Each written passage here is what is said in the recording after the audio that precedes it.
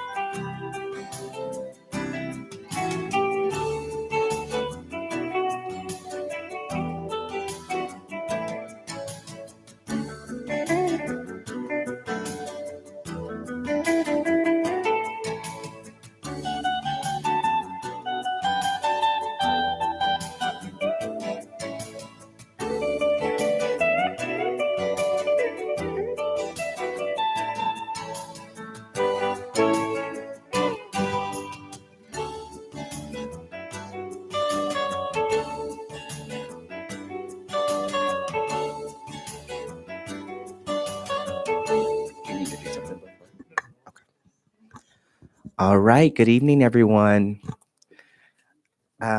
We are going to continue our meeting.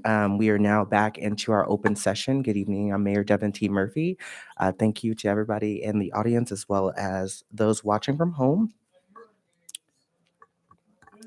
What we'll do is we'll give a report back about our closed session, and then we'll continue on with our meeting to start with our proclamations and presentations.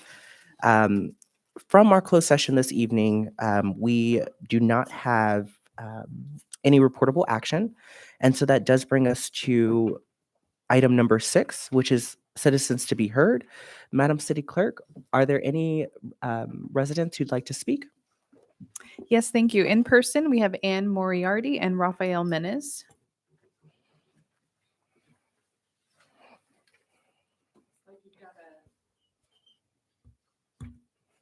Are we there? Yeah, there we go. Looks like we've got a really great meeting tonight to get started. And I'd like to start us on a really positive note. Good evening, Mayor and Council and staff. I'm Anne Moriarty of the Friends of Pinole Creek Watershed.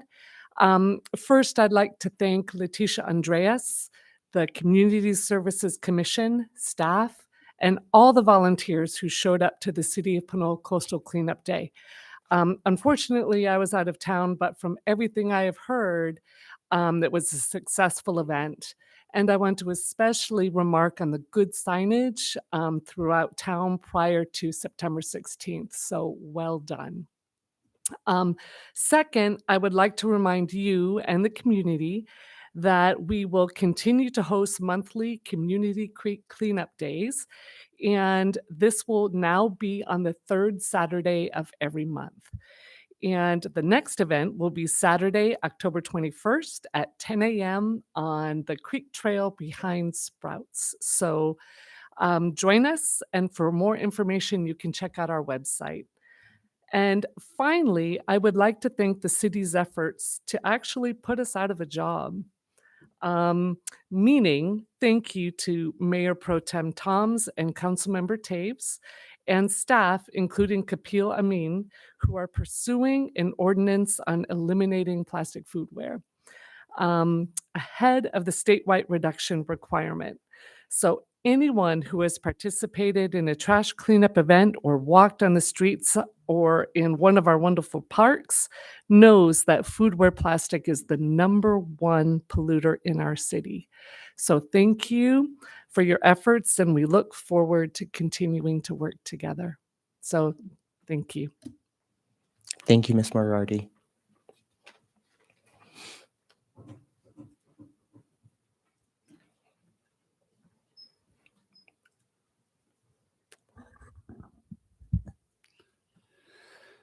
Good evening, Mayor, Council, staff, members of the public. My name is Rafael Menes, and I'd like to echo Anne Moriarty's comments in praising the Coastal Cleanup Day. I was able to make it to part of it. It was a lovely day for going out and picking up trash and debris along the coast, even if a lot of the recycling is just getting shuffled into the trash category these days. Nice and overcast, didn't need to worry about sunscreen or anything like that.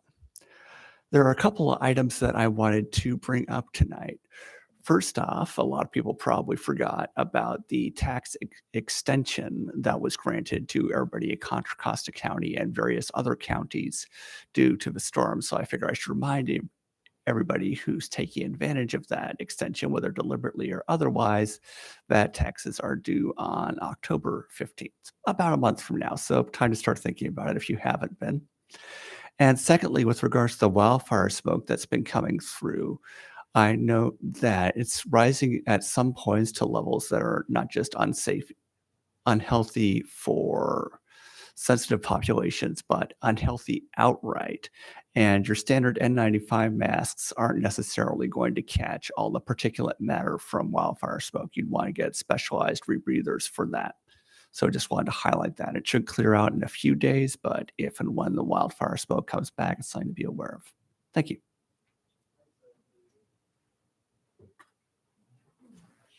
Thank you. Our next speaker is Irma Report.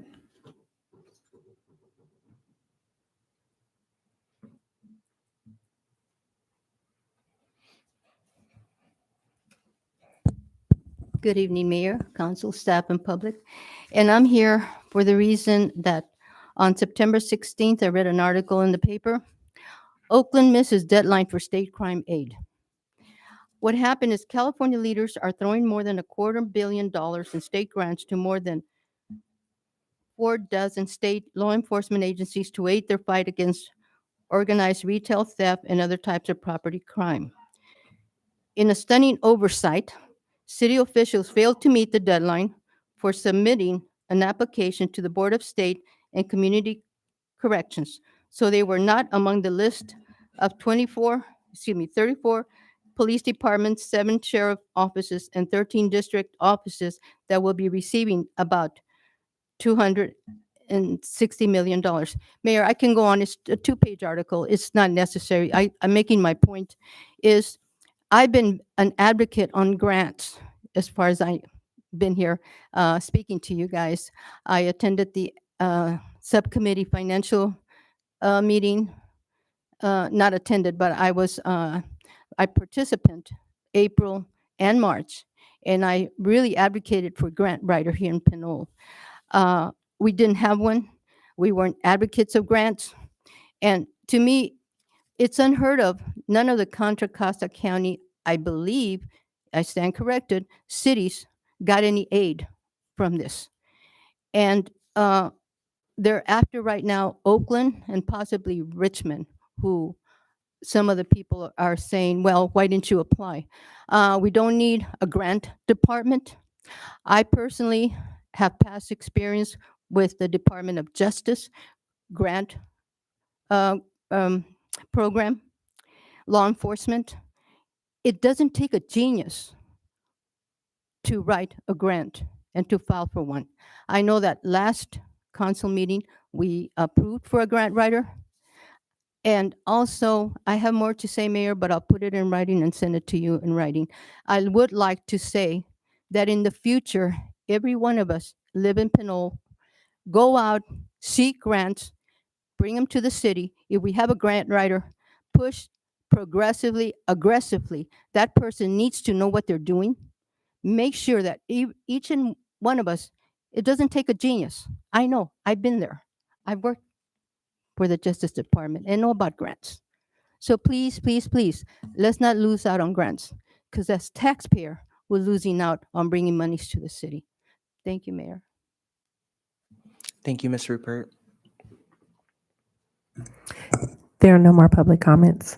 All right. Thank you so much. That concludes the first portion of our citizens to be heard. We do have a citizens to be heard section at the end of the meeting as well, for those who did not make public comment at the first section. Council and public this evening, we're going to go back to item number 7 after our recognitions, presentations, and community events, item number 8. And then we will, after item 8, take a brief recess to celebrate our centenarians with the cake reception in the foyer. So that does bring us to item number 8. And under A, we have several proclamations this evening. We'll start with the Blood Cancer Awareness Proclamation for September 2023.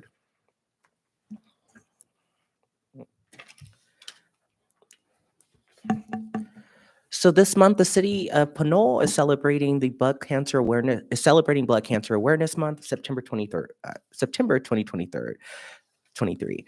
Whereas Blood Cancer Awareness Month is a global event helping to raise awareness of one of the world's most prevalent and dangerous cancers, blood cancer, and whereas the theme for Blood Cancer Awareness Month 2023 is #ThisIsBloodCancer, and whereas it's a complicated group of cancers, including lymphoma, leukemia, myeloma, that can affect anyone at any age, any time, with lymphoma being the most common form of blood cancer and the third most common cancer of childhood. And whereas more than 1 million people in the United States are living with or in remission from lymphoma or chronic lymphocytic leukemia, and every 5 minutes someone is diagnosed with lymphoma. And whereas a cure for lymphoma can only be realized through advanced cancer research. And Whereas awareness and education are powerful tools in the race to find a cure for blood cancers, and whereas the health and vitality of the people of Pinole are significantly enhanced by local efforts to increase communication and education pertaining to blood cancers, and Whereas the city of Pinole is hosting a staff and community blood drive on Thursday, September 21st, 2023. That's a couple of days from today. Mark your calendars. This is in an effort to raise awareness and help provide vital resources for those who are fighting blood cancer. And whereas Blood Cancer Awareness Month helps to raise general awareness of the disease and provides hope to all those affected by a lymphoma diagnosis. Now, therefore, I, Devin T. Murphy, Mayor of the City of Pinole, County of Contra Costa, State of California, on behalf of the City Council and the City of Pinole, do hereby proclaim September 2023 as Blood Cancer Awareness Month and encourage all citizens to use the color red and hashtags This is Blood Cancer and hashtag Blood Cancer to help spread awareness and spread the word. Thank you. Absolutely. And this evening, I'm going to offer this proclamation to our city clerk because as I understand it, your department is really leading on the community blood drive on Thursday. And if you'd like to say a few words, would love to share this, share more information out in addition to what's in the proclamation this evening. Thank you so much, Mayor, for the opportunity to just highlight this great event that we are hosting in the city of Pinole. It's our second annual blood drive for the staff and community. And as was mentioned, it's this Thursday at the Pinole Youth Center from 9 to 3. I'm so happy to announce that we met our goal for signups. We're at 100%, which is 36 individuals have signed up. And so we're very excited about that. If you do have a little time and you want to drop in and try to squeeze onto the schedule, it might be a little bit of a wait, but we were able to accept drop-ins last year as well. So thank you, Mayor, for the opportunity to highlight our event and looking forward to more in the future. Thank you all.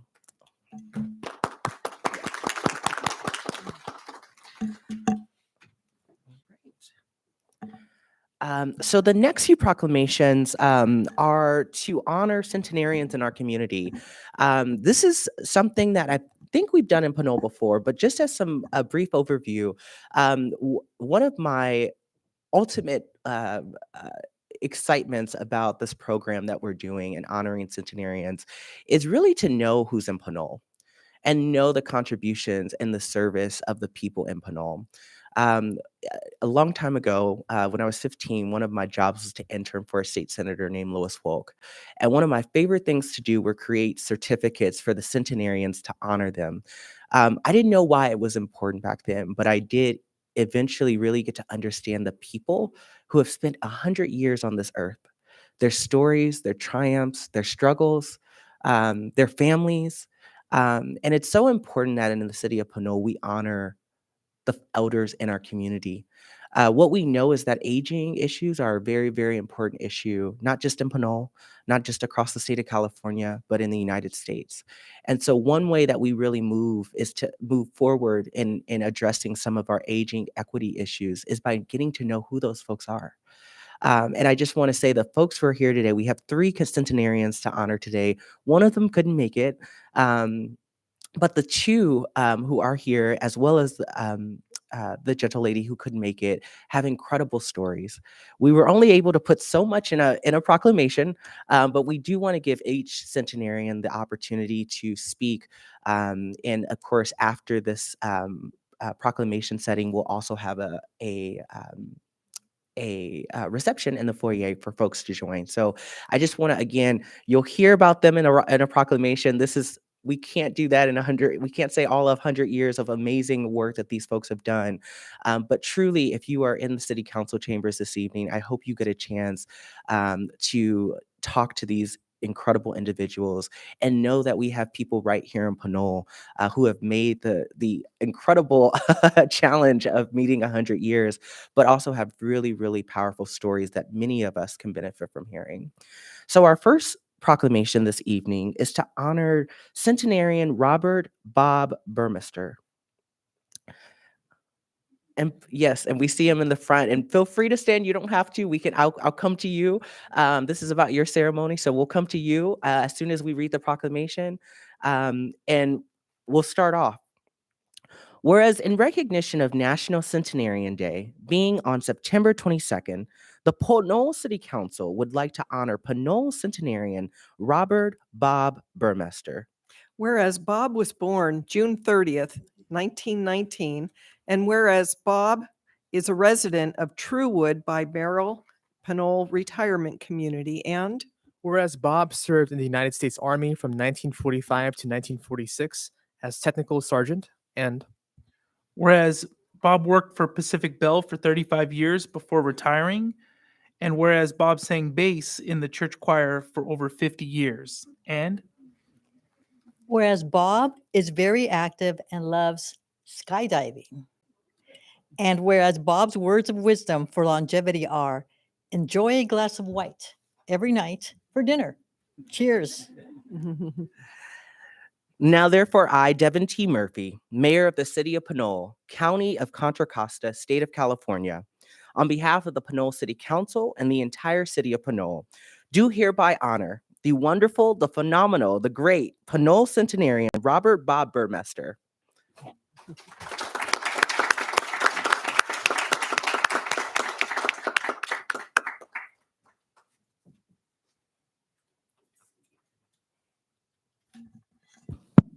And Mr. Burmester, we also have flowers for you that our staff have graciously also put together.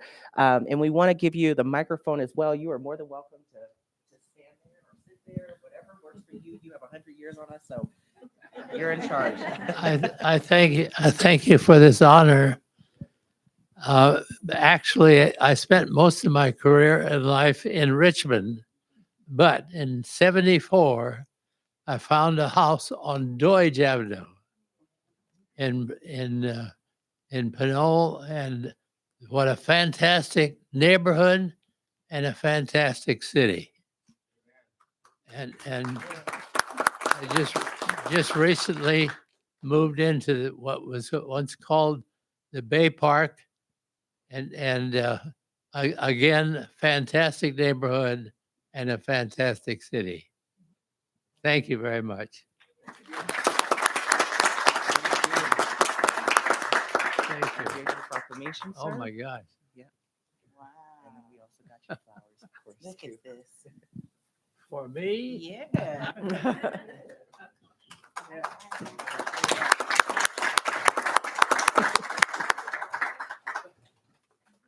you so much. I know this is unusual, so folks want to join us.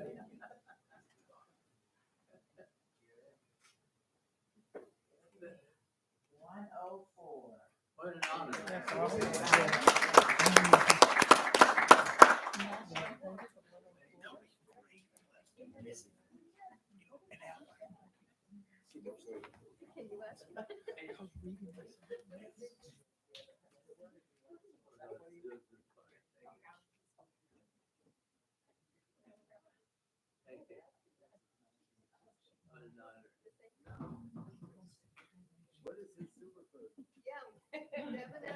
Yeah, we need more.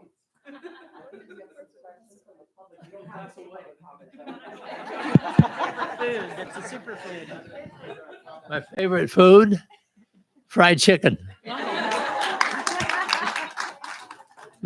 My secret of long life, a glass of wine every night. White wine. All right. And congratulations again. Absolutely. Thank you for being here, Mr. Burmester. And again, we encourage folks after our presentation, we'll have time with the honorees, of course, in the foyer. So if folks have additional questions about what type of white wine Mr. Burmester is mentioning, of course, we would love to ask you those questions. I may have a few too myself. So thank you for being here. We're not done. We're just getting started, folks. The next honoree that we're honoring is someone who I have always, when I am in a room with this gentleman, I just feel like my world lights up. And I've only met him like twice before today. But truly, he is someone with an incredible, incredible story and another Pinole resident. This evening, The Pinole City Council is honoring centenarian Samuel W. Campbell.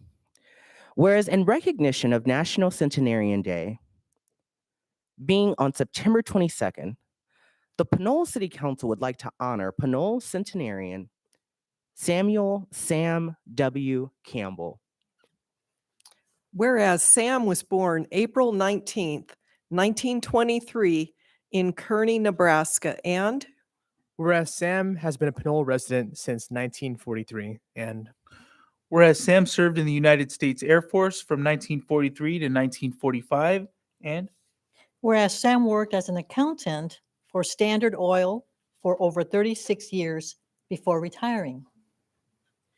Now, therefore, I, Devin T. Murphy, Mayor of the City of Pinole, County of Contra Costa, State of California, on behalf of the City Council and the entire City of Pinole, do hereby honor Pinole centenarian Samuel W. Campbell.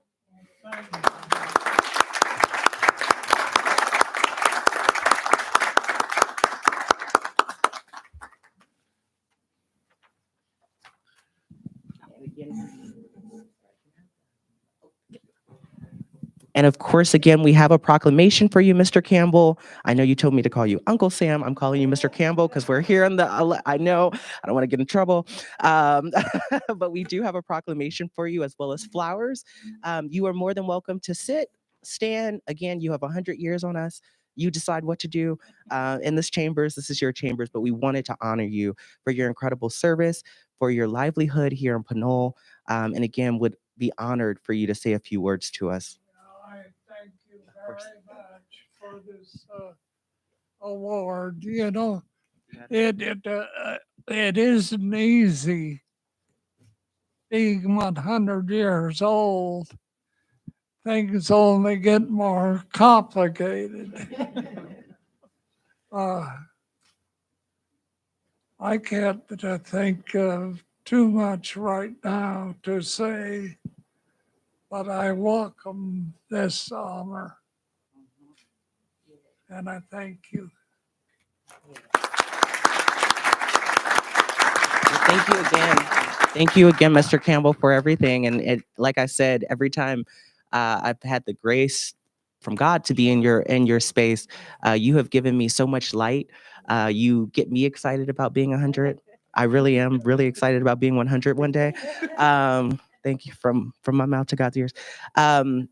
But I also know you have an incredible story you don't like to share, and I'm not going to share it, but I want folks to really meet our centenarians tonight in the foyer. They are some wonderful, wonderful human beings. We're still making changes, not just in Pinole, but in the state of California and the United States, that improve the livelihood of people, of our community.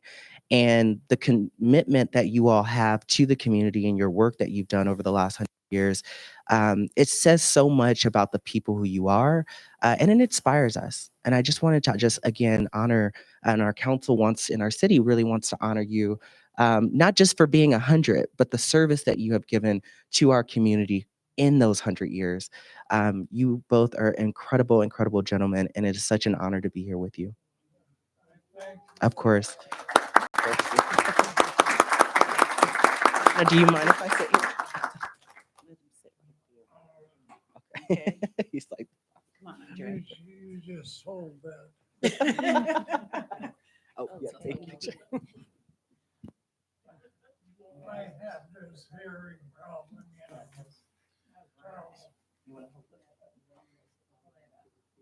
Okay, 1, 2, 3. perfect.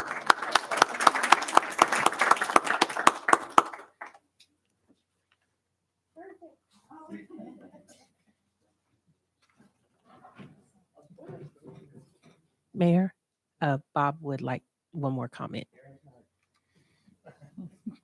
There's one comment that I forgot. This is to the city council.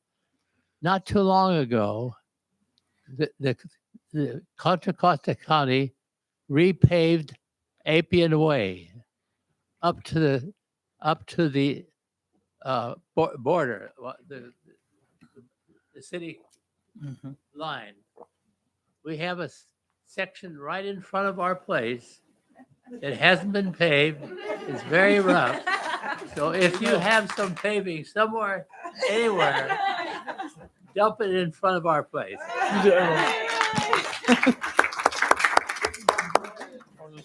Razor sharp. Right, exactly. We hear you. I will direct staff to get on that if they can immediately. You said what you said, okay? You said what you said. Just again, thank you so much to our staff. We have one more centenarian. We're going to still read the proclamation of, and again, a gentle lady with an incredible story. Bob, Samuel, it's so great to see you both in the chambers. Thank you for being here. Thank you for speaking to issues that residents again care about in the pavement of our roads. We are laboriously working on this issue in Pinole. We know we are much more behind the other cities, but this is something our council is committed to in terms of making sure we have a road pavement management plan that our residents can be proud of. So don't let up on us. Most folks in this chambers don't. We expect a lot of advocacy coming from you for another 100 years, actually. So yeah. And again, like we're looking forward to our reception after this, after these last couple of proclamations. But we did, while we don't have Miss Jean Clark in the room, we want to read the proclamation aloud for her because she's watching from home, her family's watching from home. And this one is to honor centenarian Jean Clark Oversoy. Whereas in recognition of National Centenarian Day being on September 22nd, the Pinole City Council would like to honor Pinole centenarian Jean Clark Oversoy and Whereas Jean was born September 16th, 1923, and whereas Jean has been a resident of Pinole for 91 years, moving here in 1932, and Whereas Jean was a student at the old school on the hill, Pinole number 1, from 3rd grade to 8th grade, and then graduated from Richmond Union High School in 1942. And Whereas Jean worked as a bank teller for Bank of America for 6 years, and then the San Francisco Federal Savings and Loan for 7 years. And Jean was also a homemaker and a bookkeeper for a family business.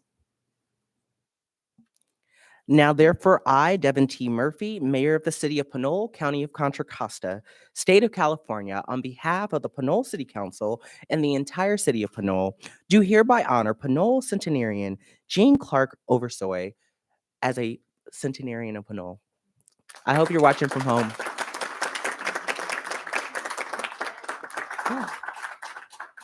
And we did have a comment from our Mayor Pro Tem. yes, thank you. I wanted to say hello to Jean and Jim Oversoy, who hopefully are watching tonight.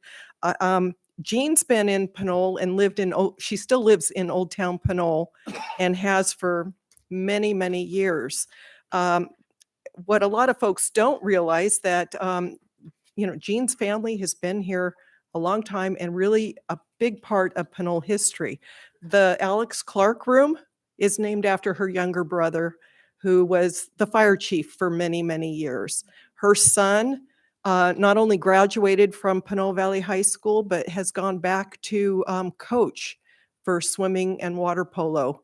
And then she also was the mom of Jeannie, who had passed away several years ago. So with that, it's a real honor that we're celebrating Jean, and she just celebrated her birthday just 2 days ago. So thank you. Thank you. And again, the celebration continues with our proclamation. This next one is also a very important proclamation. As we mentioned, we wanted to set a new tradition or a renewed tradition of honoring our centenarians. But we also do that in real action every day. One of the spaces we're really proud to continue to foster and grow in the city is our senior center.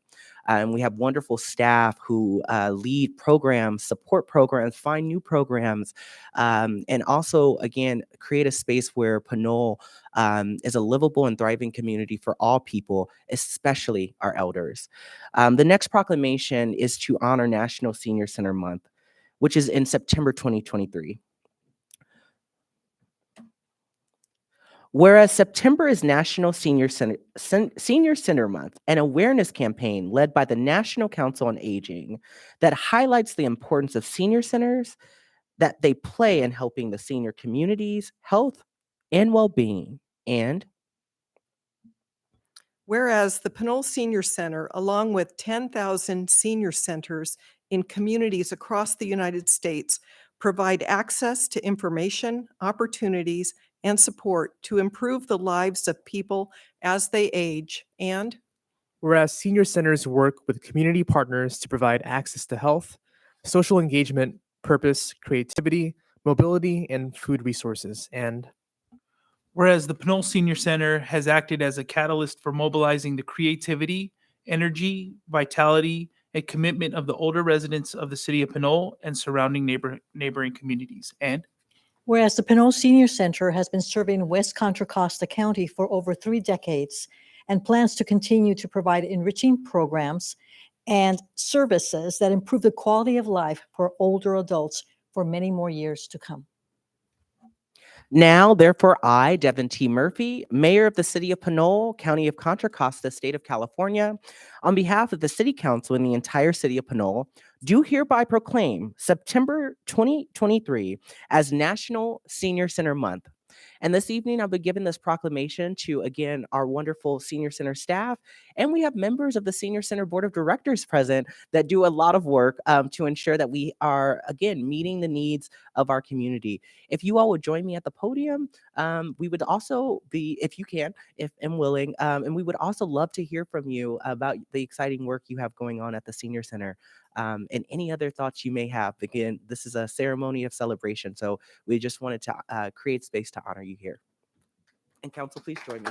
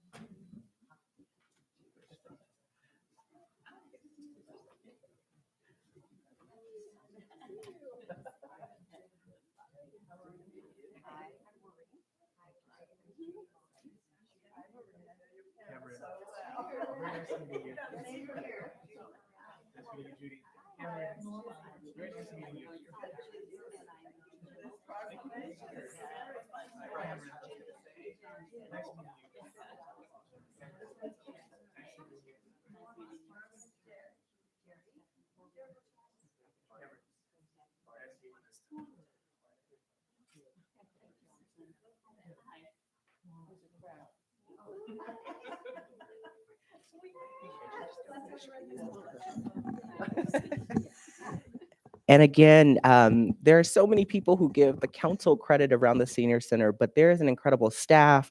And as we said, a citizen-led board of directors that really create an opportunity for our seniors in Pinole, but also really our community widely in West Contra Costa benefit from incredible programming and also a space to talk about some issues in a safe and brave space. So I just wanted to, again, honor you all with a proclamation. I'm not sure who would be best to hold this? In your opinion? Coordinator or the president? Or the president, of course.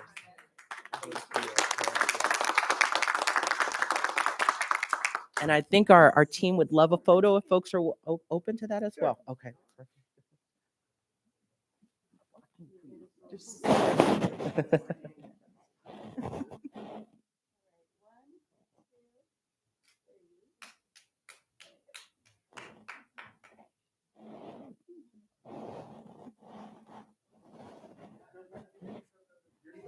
All the staff, yes, we love it.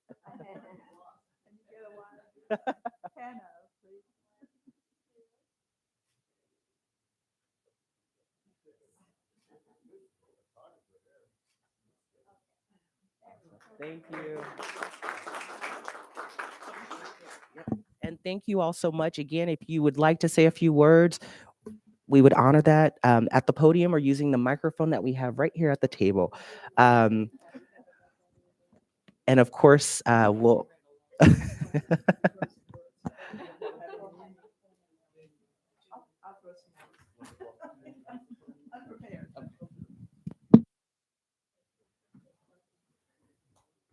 the last person set this up for me. Is that correct? Can you hear me?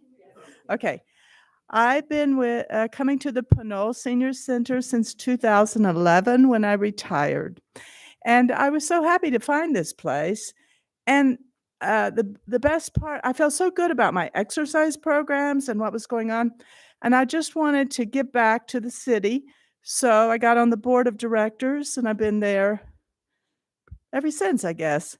Anyway, many changes have happened throughout everywhere. But at the senior center, the program of making people feel like they belong and that they are important, and there's a place. I love to come into the senior center, and there's clusters of people laughing and people knitting and people going in and letting down and balancing and doing all these programs, and it's all because of the help they get from the city. So thank you so much. I appreciate it.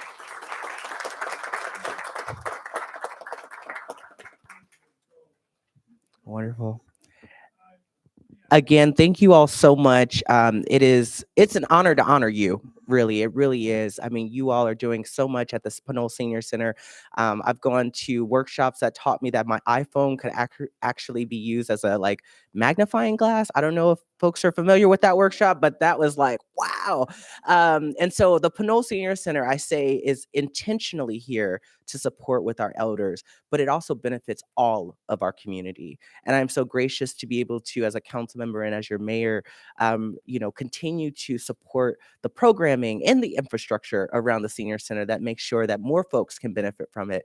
Our council has approved a senior center modernization project. So for those who are attending the senior center, please have some grace for our workers there, because over the next year or probably a couple next years, we'll be having some modeling and construction, so it may be a lot louder than usual, but that is an investment that our city is making, and an important center right here, an important facility. But we're also here to make the investment in people too as well, and you all have been doing that, so we're here to and looking forward to continuing being partners to grow and improve the livelihood of our elders in Pinole, and especially their families as well. So thank you for being here. It's an honor to honor you. All right. And then we have one last proclamation by, this one is, again, an incredibly heroic and courageous individual. Most folks don't actually hear from him often, but he does so much public service. And what's great about it, he usually is in the back of the room. He's in the back of the room right now too. So hopefully he feels comfortable being in the front of the room, because this proclamation this evening is honoring Commander Matt Avery for his dedication to Special Olympics. Whereas Commander Matt Avery began as a participant in the torch run in 2000 and has continued ever since, and whereas he has been Pinole Police Department's law enforcement torch run Special Olympics agency liaison for over 10 years, coordinating Pinole PD and the greater Pinole community's participation in and support of Special Olympics events and fundraisers. And whereas he has participated in the Bike the Bridges as a participant and planning committee member since 2012, and Bike the Bridges ride director since 2018. Whereas he has participated in the Polar Plunge fundraiser, and whereas Commander Avery supported and attended the Special Olympics Northern California's Unified Champion Schools competitions, which promotes social inclusion by bringing together students with and without intellectual disabilities through sports and other activities. And whereas he attended the multiple Special Olympics Northern California Summer Games, opening ceremonies, and participated in the Wall of Honor, and whereas he attended the Law Enforcement Torch Run International Conference representing Special Olympics Northern California and Pinole PD at the conference since 2016, and whereas Commander Avery participated as West Contra Costa County Torch Run Coordinator since 2015, providing support and planning for Hercules, Pinole, the Drug Enforcement Agency, San Pablo Police Department, Richmond, and El Cerrito's participation in the annual Law Enforcement Torch Run. Now, therefore, I, Devin T. Murphy, Mayor of the City of Pinole, County of Contra Costa, State of California, on behalf of the Pinole City Council and the entire City of Pinole, do commend Commander Matt Avery for his willingness to give his time and dedication to the Special Olympics.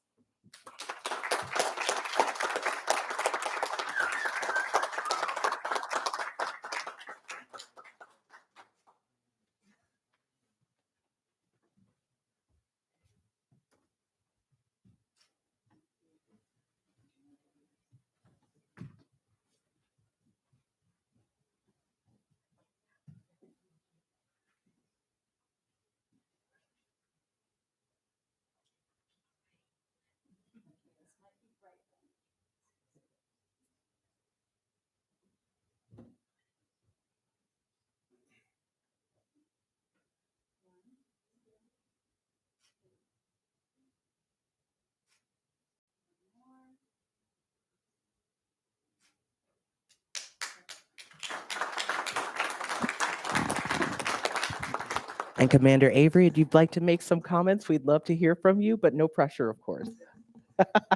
I'm hearing some pressure from the audience, though. Just a few. I know that there's cake out there waiting for everyone. I'm truly humbled both by the recognition tonight and being honored by the Special Olympics Northern California as the Law Enforcement Volunteer of the Year. As you have heard, a lot of agencies are involved in, not only our area, West County, but this is a worldwide movement. It's the single largest grassroots fundraiser. And I'm just fortunate to be the point person for this department and this area in all of its endeavors. And I couldn't do it without the support of my coworkers, the chief, the explorers, the dispatchers, professional staff, the officers. They're out there with me running in the torch run, participating in Bike the Bridges, either as a rider or supporting, the rest stop SAG. We've had great support from the city, multiple departments, the fire department, public works department, Parks and Recreations, the city manager's office.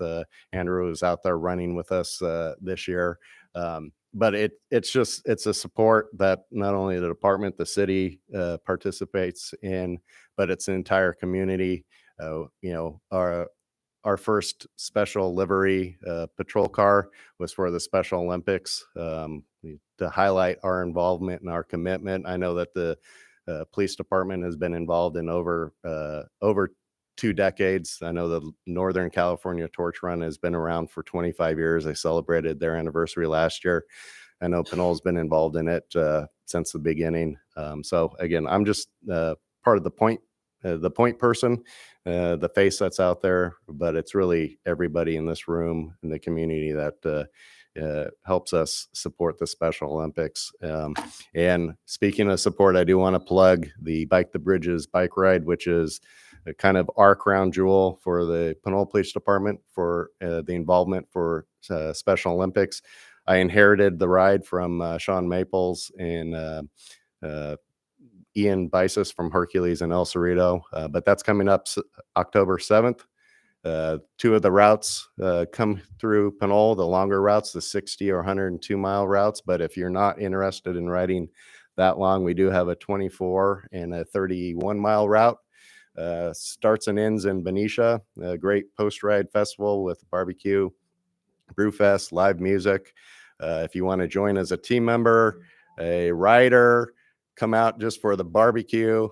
Want to donate, support a rider or a team, the website is thebridgeride.com. Again, that's thebridgeride.com. It's this October 7th. We should have about 600 riders out there. And if you have nothing better to do and you want to volunteer, come see me. I'll plug you in somewhere. So thank you again.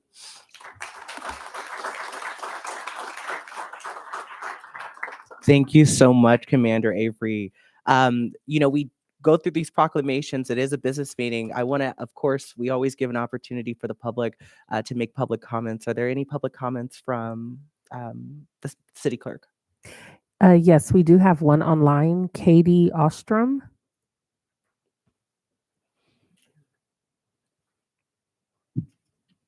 Good evening. Can everyone hear me? Yes, go ahead. Wonderful. Good evening. Thank you to the Pinole City Council for the opportunity to share tonight. My name is Katie Ostrom, and one of the staff members for Special Olympics Northern California that has the honor to work with Commander Avery. It's with great honor I get to share with you Commander Avery's nomination for the Special Olympics Northern California Law Enforcement Volunteer of the Year, much of which you all shared in the proclamation, but I would like to highlight a few pieces.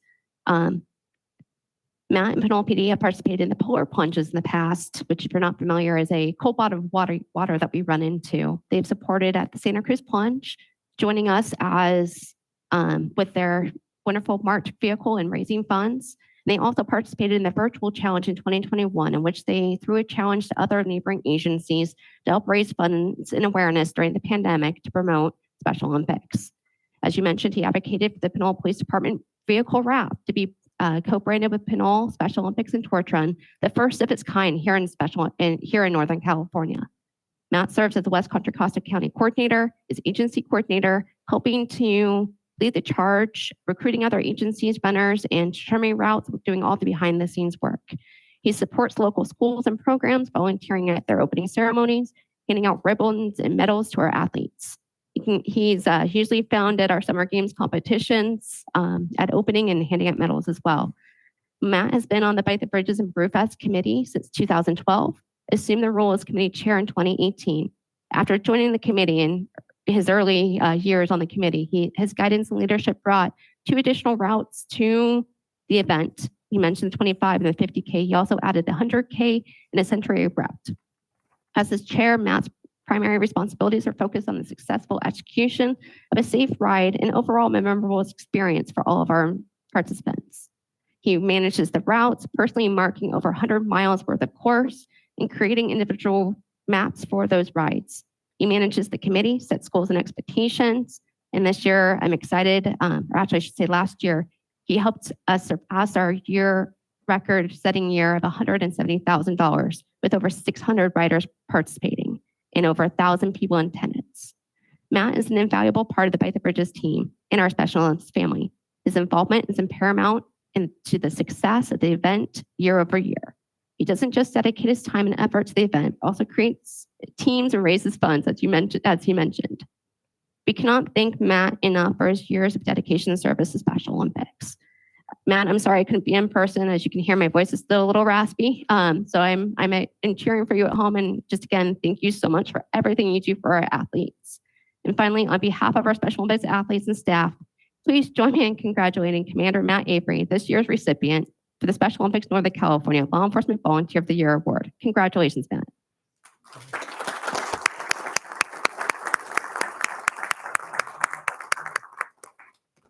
Thank you. Are there any other public comments? No, there are no more public comments. We may have one in the audience. If you'd like to make a public comment, please come to the podium and then you can fill out the yellow card after that.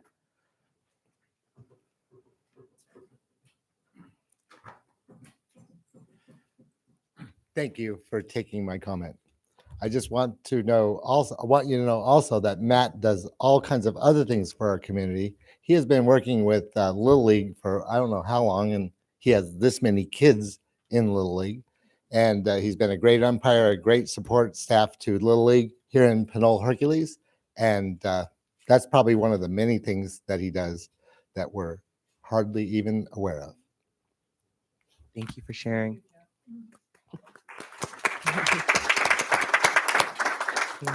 Are there any other public comments on any of the proclamations?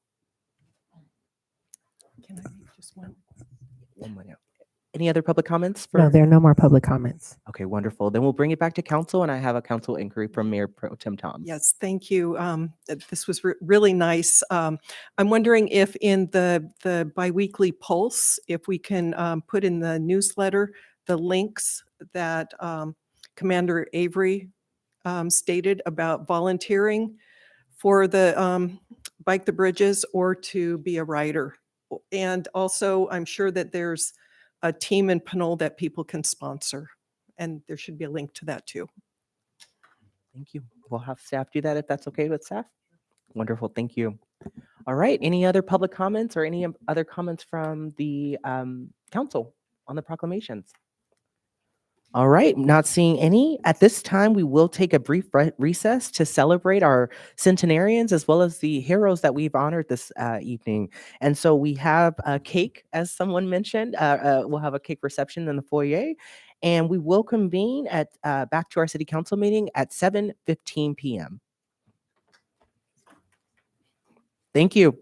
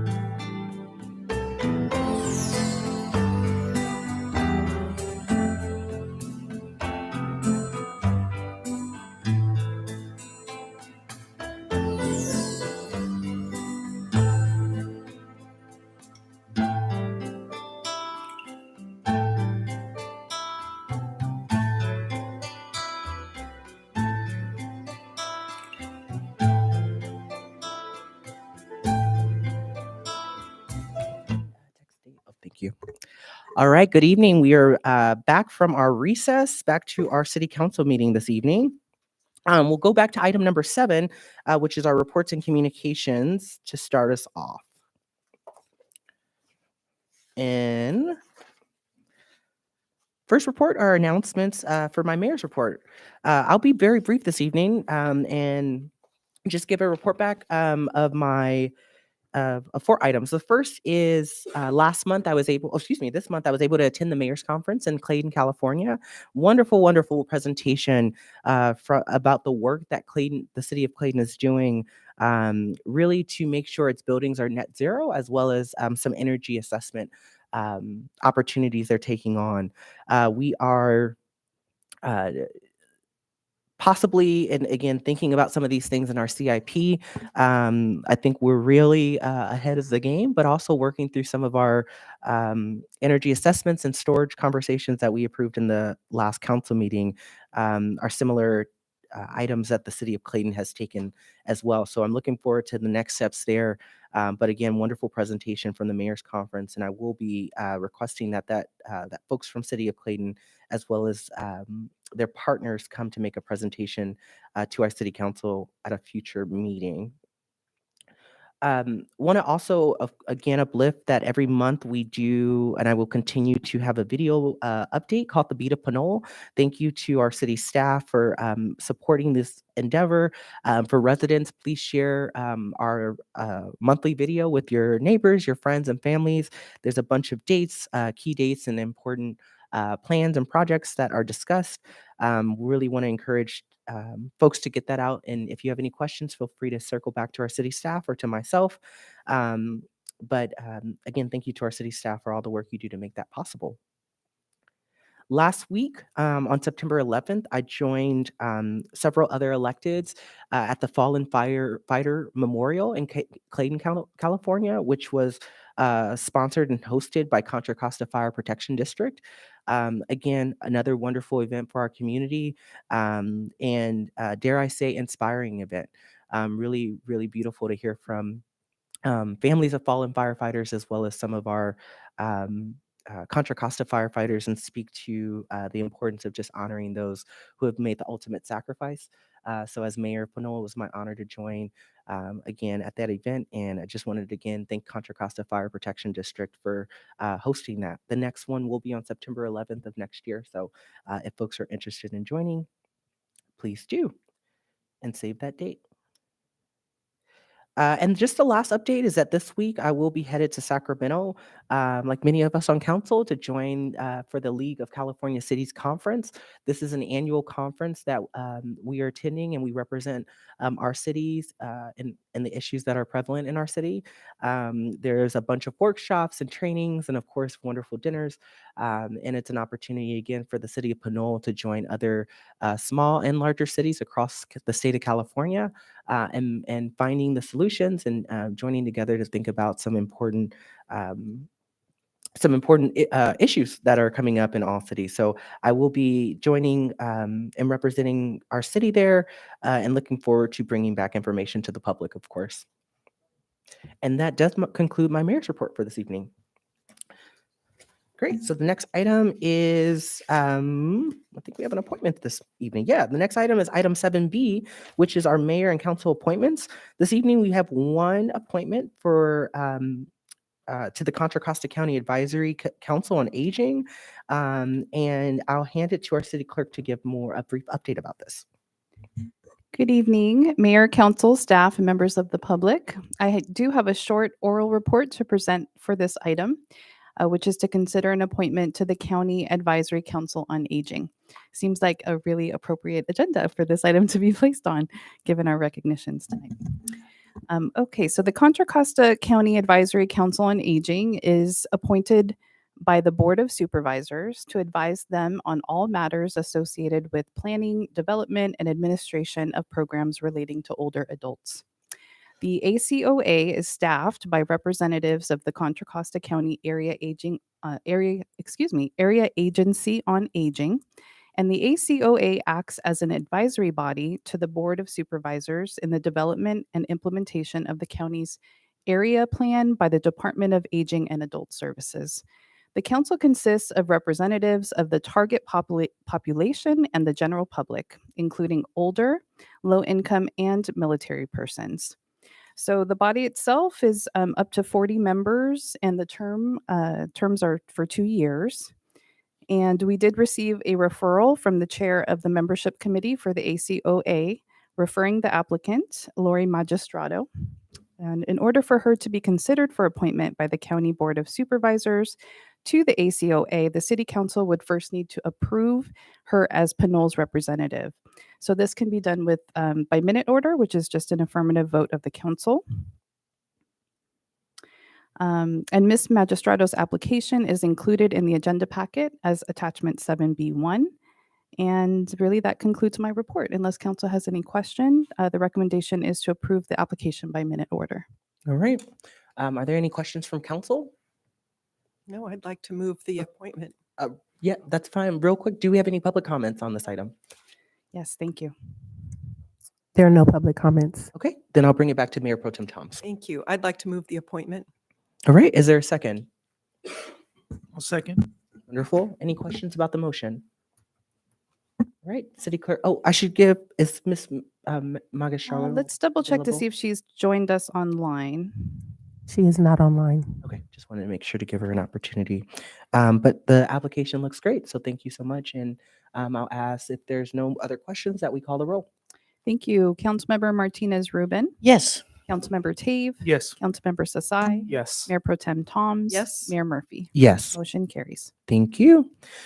That concludes our mayor and council appointments this evening, which brings us to item number 7C, City Council Committee Reports and Communications. The first is Mayor Pro Tem Toms. Yes, thank you. I also attended the mayor's conference and thought that the presentation on energy efficiency in the city of Clayton was very impressive, and I'm happy to hear that we may be able to get them to do a presentation here.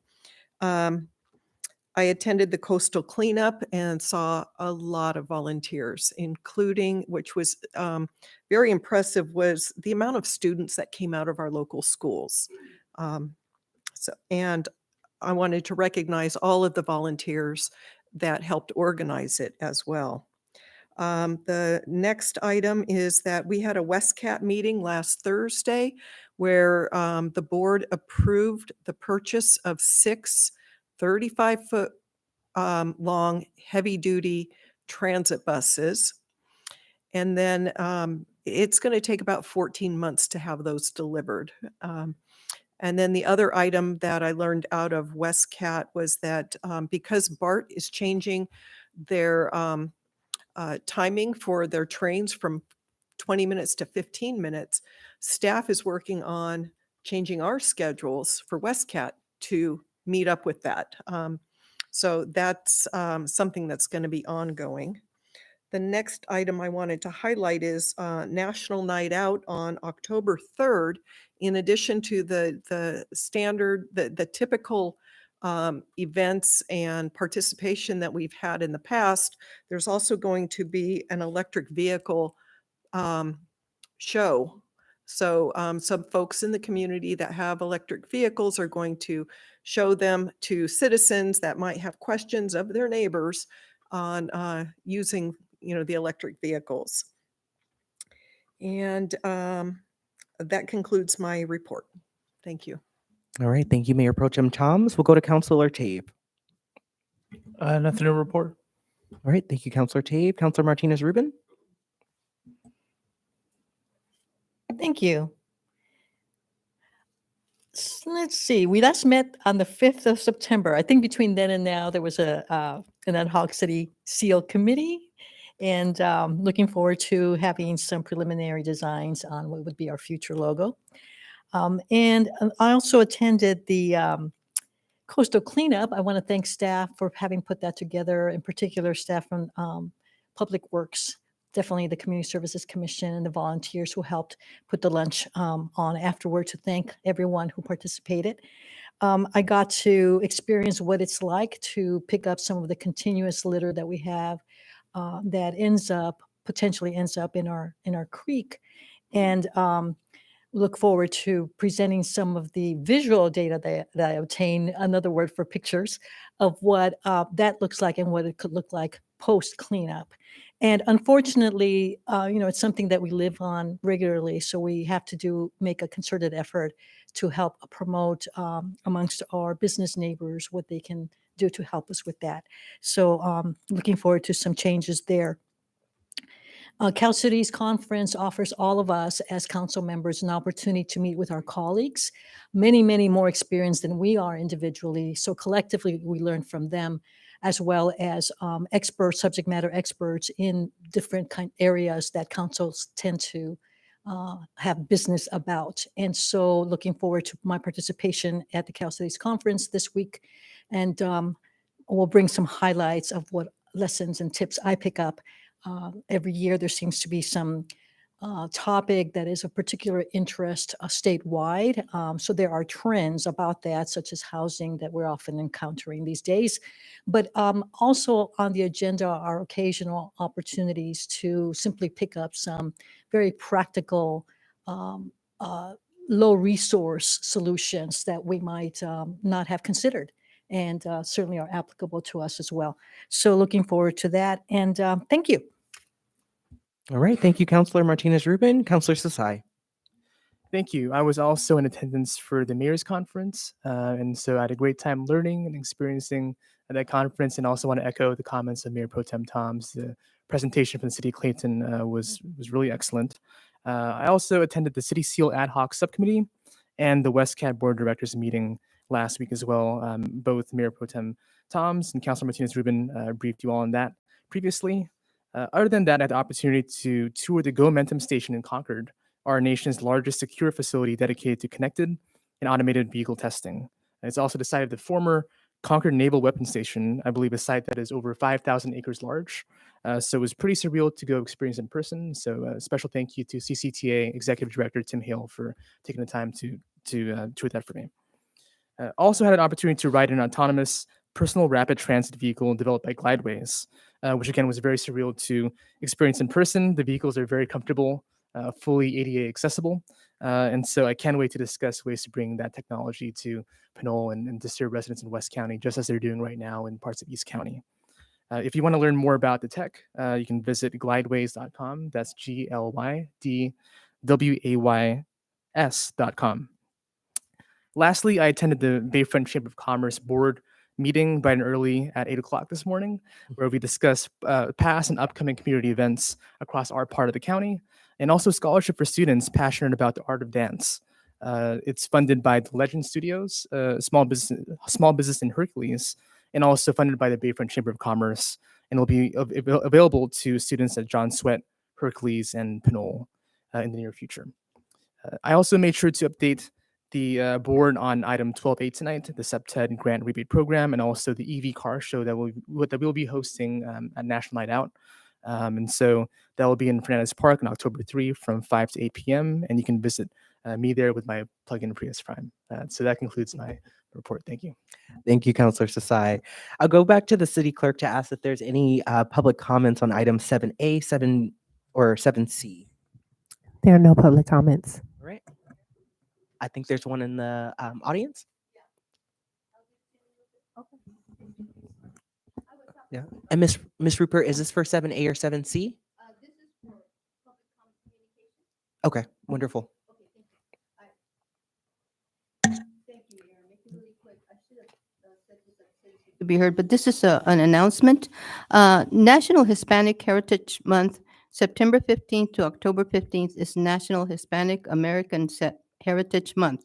The Library of Congress, National Archives and Records Administration, National Endowment for the Humanities, National Gallery of Art, National Park Service, Smithsonian Institution, and United States Holocaust Memorial Museum join in paying tribute to the generations of Hispanic Americans who have positively influenced and enriched our nation and society. I'm sorry, I forgot to read this out, and we are currently in the Heritage Month, sir, Mayor. So that's why I just want to read it right now. Thank you. Absolutely. Thank you for recognizing that, and thank you for mentioning it as well. And do we have Any other public comments on item 7A or 7C? There are no more public comments. All right. And then we'll go to 7D, council requests for future agenda items. Mayor Pro Tem Toms, any items? No, I have none at this Okay. point. Councilor Tave? No items. Councilor Martinez Rubin?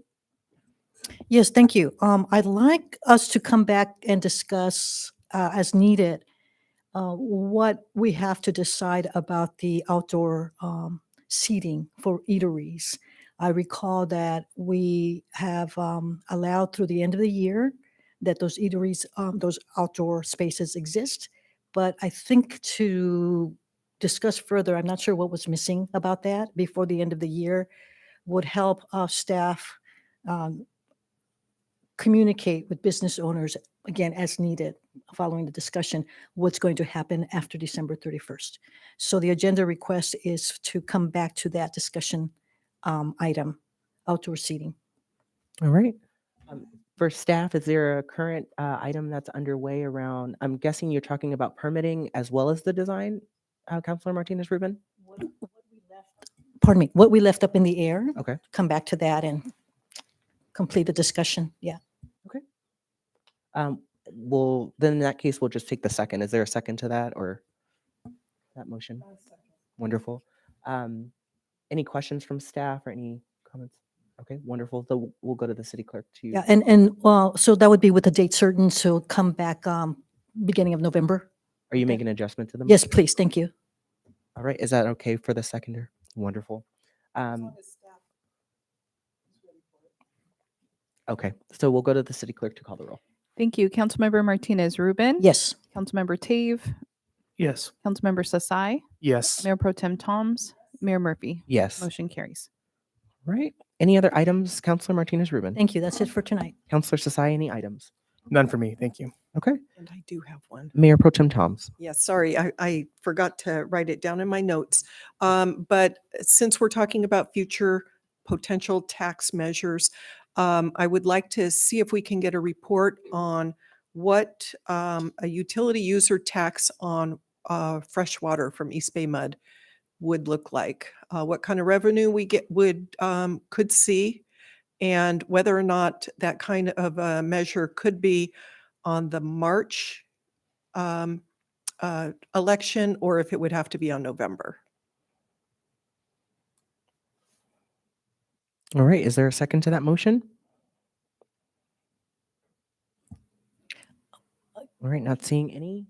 So Can you please repeat the motion or summarize there? Thank you for me. Thank you. Mayor Pro Tem Toms. Sure, I want to would like to have a report on what kind of revenue we could see with taxing water as part of the utility user tax. Part of the UT. Thank you. Okay. Yeah. Right. Councilor Tave. Question, is that just memo form to council or was it some? Memo form would be fine, or to incorporate it into the report that we're going to be expecting on different choices for increasing revenue. Okay, great. All right, so is there a second to that motion, or are you just asking for that to be a part of the long-term financial plan conversation? If it can be part of the long-term financial plan, or I'm not sure that was going to have the recommendations for tax measures Okay. in it for revenue. It will have a description of various options and some recommendations, including some expansions to the UUT that have already been mentioned, but I don't recall having heard an expansion to cover drinking water. So that would be an addition that we can ask the Yeah, consultants. to so work if on. that could be incorporated into the plan, that would be great. Sure. Wonderful. Thank you. All right, so any other items then? No. All right. We will, oh, I do have one item, sorry. Did we want to vote on that item? There was no second to Oh, that got it. motion, Thank you. So I moved that, but I Thank think the staff has heard feedback around what's needed for next steps there. Thank you. Wonderful. The one item I just have is to move to have the city of Clayton and their partner Climate Tech make a presentation at a future council meeting. I don't want to give a date when because it's pertinent to whenever they can, but that would be great. Is there a second? Wonderful. Thank you, Mayor Pro Tem Toms. Any questions? City Clerk Bell. Thank you. Councilmember Martinez Rubin. Yes. Councilmember Tave. Yes. Councilmember Sasai. Yes. Mayor Pro Tem Toms. Yes. Mayor Murphy. Yes. Motion carries. All right. Any public comments on this item, 7D? No public comments. All right. Thank you so much. In that case, we'll go to, and there's no other future items from council. We'll go to 7E, which is our city manager's report. City Manager Murray, good evening. Thank you. Good evening. As you know, this is my last city council meeting that I'll attend as the city manager. So I was hoping to offer just a couple remarks, if I may, and start by saying that it's been a great honor to be able to serve as Pinole city manager for the past 4 years. I'm proud of the many things that we've accomplished during this period. As you know, the city undertook a really significant reorganization that positions it to be more effective in providing public services. We recruited many great new department heads as well as other employees who are now sitting across the departments and doing great work. The organizational culture and the work experience, employment experience of our employees has really improved significantly, in part due to the really significant investments that the city council has made in the workforce. Over the past few years, staff has assessed virtually every aspect of the city's operations and has developed and implemented plans that'll help us most effectively invest the city's limited resources to create a healthy and sustainable and prosperous community for everybody. We've also implemented a number of new programs despite having essentially static financial resources. We've also developed a much higher level of communication and engagement with the residents. And finally, we have much closer collaborations with numerous types of organizations, nonprofits, other government agencies that are providing really significant benefits to the city. And so wanted to again say that it's been a real pleasure working with the city council as well as the prior council members. It's been a great experience for me. It's been great working with the city's excellent staff, and I'm happy that we've been able to increase the bench in a lot of different capacities. And it's been great working with Pinoleans. This is a really special and unique, and I know you all know it and have answered the call to public service, which is a challenging one. But as someone who's worked and has the flexibility to work in a number of different communities, I've really enjoyed working in Pinole. And so I really just wanted to thank you again for this great opportunity. I think the city's future is bright, and I'm going to be looking forward to following its progress in the future. Thanks for the opportunity. We have one other element of department head reports, and we can take that right now if we're ready, and that is that Director Mishra would like to provide some information on light bulbs, switching gears a little bit. Oh, thank you. Yes, thank you, City Manager. This is regarding a request from various council members as well as some public regarding the situation of the street lights in the city. City of Pinole currently has about 1,425 street lights in service throughout Pinole. Out of that, City of Pinole is responsible about 523 lights, and 902 of them are maintained by PG&E. Public Works staff schedules about 2 annual inspections, one in early April and another in early October, during early hours or in after hours during the night, to locate street lights which may need repair or replacement. And we'll be conducting our regular inspection during the first week of October. Public Works staff usually surveys the collectors and arterials. We do not survey the residential streets, and we depend on residents to report issues on these residential street lights. In the last, from the beginning of this year, from January 2023 to date, we have received about 20 service requests for the street lights. Out of those 20 service requests, Public Works have resolved 17 issues, and we are working on the remaining 3 locations. And those 3 locations are 1905 Corte Cruz, and there are 2 locations at Hutchinson's Court. So those 3 locations are actually still under work. If residents would like to figure out which lights are actually with PG&E or with the city, they can call this Public Works number, or they can send an email to us at publicworks.ci.pinole.ca.us, the standard email that they use, and we will provide them that information. We encourage the residents to directly use the PG&E's online request form, or they can send a service request to the city, and we will act on that. Other than that 3 locations, we do have some issues on Pinole Valley Road within the lighting assessment district, where some of the lights right adjacent to Sprouts, those have some technological issues, like the wiring with the photocells. They sometimes work, sometimes they don't. We have not been able to invest a lot of time to figure out the wiring, but the bulbs and all those we change whenever we get a complaint to check if the bulbs are out or not. So that's my report for the street light situation in City of Pinole. Thank you. Thank you, Director Mishra, and thank you, City Manager Murray, for your report back. I'll ask if there's any public comments on this item. Yes, thank you. We have Mary Horton, followed by Rafael Menace. Wonderful.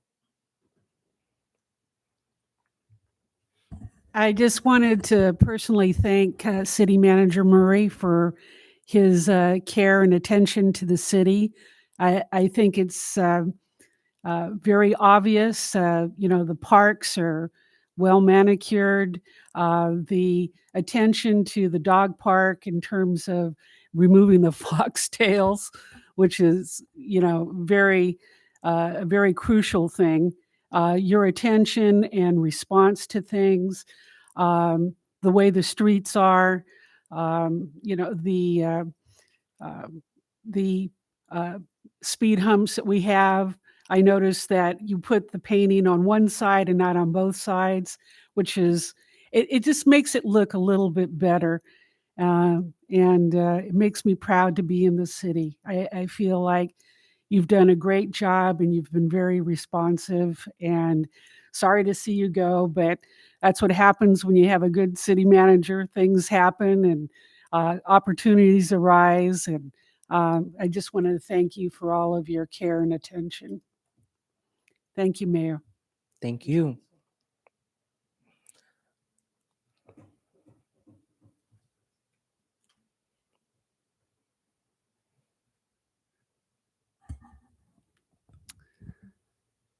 So I guess this is probably going to be the last time we're all going to see you, Mr. Murray, as the city manager in the city manager's seat, because the next city council meeting is going to be in October, when whoever's going to be your interim replacement, which I'm sure we're going to be discussing later on in tonight's meeting, is going to be sitting there instead. So I wanted to say a few words in praise of you and the work that you've done over the past few years. You've had to deal with exceptionally challenging circumstances. I guess some people would maybe make an argument by equivalence that, Belinda Espinosa had to deal with somewhat equivalent level of difficulties with the Great Recession and the impacts there. But I think the sheer shift caused by COVID, needing to set up the emergency ordinance, needing to shift the city from working from home while you were going through the process of reorganizing fundamentally how the city worked, how the different departments were set up, who was department heads, going through recruitment, and then having to deal with a pandemic, safety, all those other issues on top of that. I think it's worth all our recognition and praise for the work and skill that you put into managing that transition and into managing the city's overall improvement, while also at the same time having to deal with all the challenges that COVID brought. And apart from that, I know that you noted your city staff's outreach to community groups and organizations, but I think it's also worth praising your personal outreach as city manager to community groups and organizations, because I've been part of a few meetings with different community groups where you've come out there and you've reached out to them and you've talked to them and you've shared information about how the city works and you've listened to and answered their concerns. And I really appreciate that. I don't recall any prior city manager, frankly, doing that. And I hope that whoever succeeds you continues to do that in the future, because I think it really helps build up a sense of transparency between city government as it's actually implemented and the city community as a whole. And finally, I think you've just, done a great job as city manager, apart from the challenges you've had to deal with and the way that you've worked to make the interactions with the community better and the sheer work that you've done. I think in your personal character and of actions that you've taken, you've, done a good work, been readily accessible and reachable as a city manager, been accountable to council, been accountable to staff, and generally, done good work. So thank you. And I wish you the best of luck in wherever you go in the future. Thank you, Mr. Minez. Any other public comments on this item? Yes, we do have one online. Last telephone caller, last four numbers 5748.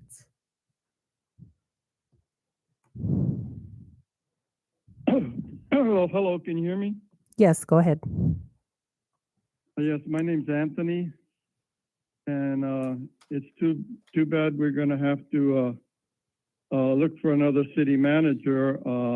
In some respects, I guess we'd like Mr. Murray to stay on and finish some of the projects and jobs that were started by him and his crew, and I don't know who else to turn to now, but that being said, unfinished, unfortunately, are the streetlight situation. I know Mr. Mishra gave his view on what's happening or not happening with the streetlight situation, but this has been going on for quite a while now on our main infrastructure and our main thoroughfare for Pinole. And for Mr. Mishra to say that we have not had enough time, or we invest very little time in trying to figure out whether it's the wiring and or the light bulbs on Pinole Valley Road, San Pablo Avenue, I might add, and up on Adobe Road, there's 3 lights out there as well, a major street light and the Barbecue Grove park light as well. We need to address that. And I think most of those lights and issues go back to the city, not to pass it off or try to pass it off on PG&E or AT&T. So, and we shouldn't have to wait till April or October. And these have been reported to numerous staff people and numerous times throughout the last 2 years. Case in point, there's the street light right in front of the Kaiser Center. One of the green lantern lights, they've been out for quite a while. Maybe it shouldn't have been placed there in the beginning between Kaiser and Sprouts, but it might be a good idea to save the city $15,000 and or less, and just move that light pole and move it up to Pinole Valley Road and reposition some of those lights on the center medial strip on Pinole Sir, you Valley have 45 Road, seconds. and get the lights working once and for all, but not to give us reasons and excuses from Mr. Mishra and his staff. Appreciate the work he did with the speed bumps to some degree with the Sharrows, but some people don't know. It looks like a bicycle Sharrow on the speed bump, that they put the arrows in the middle of the Sharrow, but not leading up to it, like Albany and Berkeley and El Cerrito do with their speed bumps, to give the public more notice that you're going to hit the speed bump versus, oh, I just hit the speed bump and it's painted in white versus orange as well. And also Thank you. Do we have any other public comments? Yes, Peter Murray.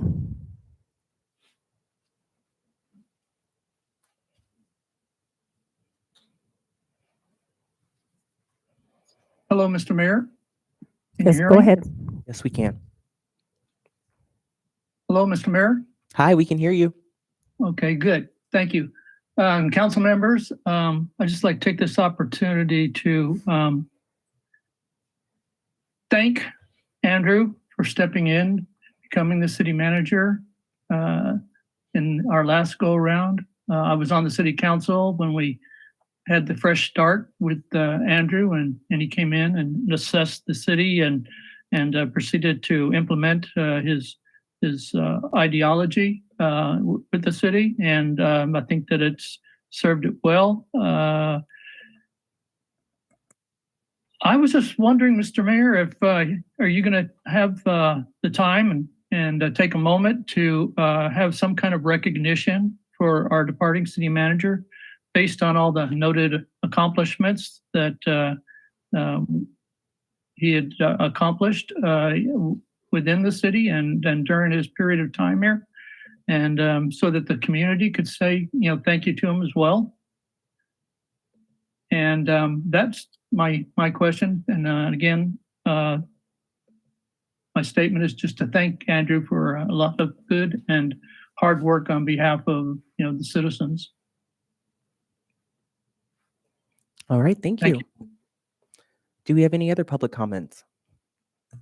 No, there are no more public comments. All right, then we'll bring it back to council for other questions that folks have or comments. Mayor Pro Tem Thomas. I want to echo all of the thanks, for the number of years that you've spent here in Pinole, and the number of plans that you have adopted. We asked you to, get a communication plan, a strategic plan, a lot of the things that really brought us up to speed. And I want to thank you for taking the lead on that with staff. Thanks. All right, Councilmember Tate. I just want to echo the thanks. There was a couple things left out: the Parks Master Plan, the fire contract, a lot of right sizing of budgets. I know that when Andrew got on, there was a lot of financial work that needed to happen to make sure that these reports were easy for council to read. I wanted to, just extend my thanks. Really appreciative of the work that you've done here. And setting the city and keeping the city on a positive trajectory. So the impact to the city is felt, and wish you the best. Thank you. Councilor Martinez Rubin. Andrew, I want to thank you for all the work that you've done. A lot of what you started with the assessments in 2020 through now have laid the foundation for work that is being implemented today, as well as what will set us in a good direction for years to come. And in particular, in the year that I was mayor, I had the pleasure of having more interaction with you during our regular one-on-one meetings. And although we couldn't meet as much with the public then because of sheltering in place, it was very important that essential services be maintained, and you did that for the city of Pinole. And extremely important for that to be acknowledged. You worked with the staff through the pandemic, a bit of its recovery, and importantly, with rotating mayors and shifting councils. You've been a talented manager, you've been fair, and you've been super organized. Whenever I've asked you to help me recall a particular topic, you've been quick to identify what that topic is, and also to bring to memory and recollection the specific factual information that's related to it. And that to me has been important. You've been fair in your dealings with all of our councils, our council members individually.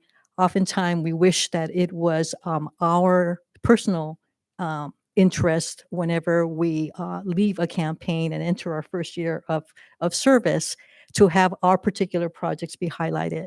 But we're a group of 5, we're a council, and I think you have helped me understand that a lot. And I also appreciate that you have been fair in dealing with all council members. I wish you the best. I wish you health. I wish you well in your professional endeavors, and particularly joyful occurrences, collegial situations, or collegial relationships that you may have with future groups that you may work with. Thank you very much, and it's been a privilege and very pleasant experience working with you. Thank you. Thank you, Councilor Martinez Rubin. Councilor Sasai. Definitely a big thank you to City Manager Murray. It's been a great 9 months working with you as our city manager for my first 9 months in public office, and also you did an amazing job onboarding our freshman council members. So I appreciate all the work you've done, and I wish you the best in your future endeavors.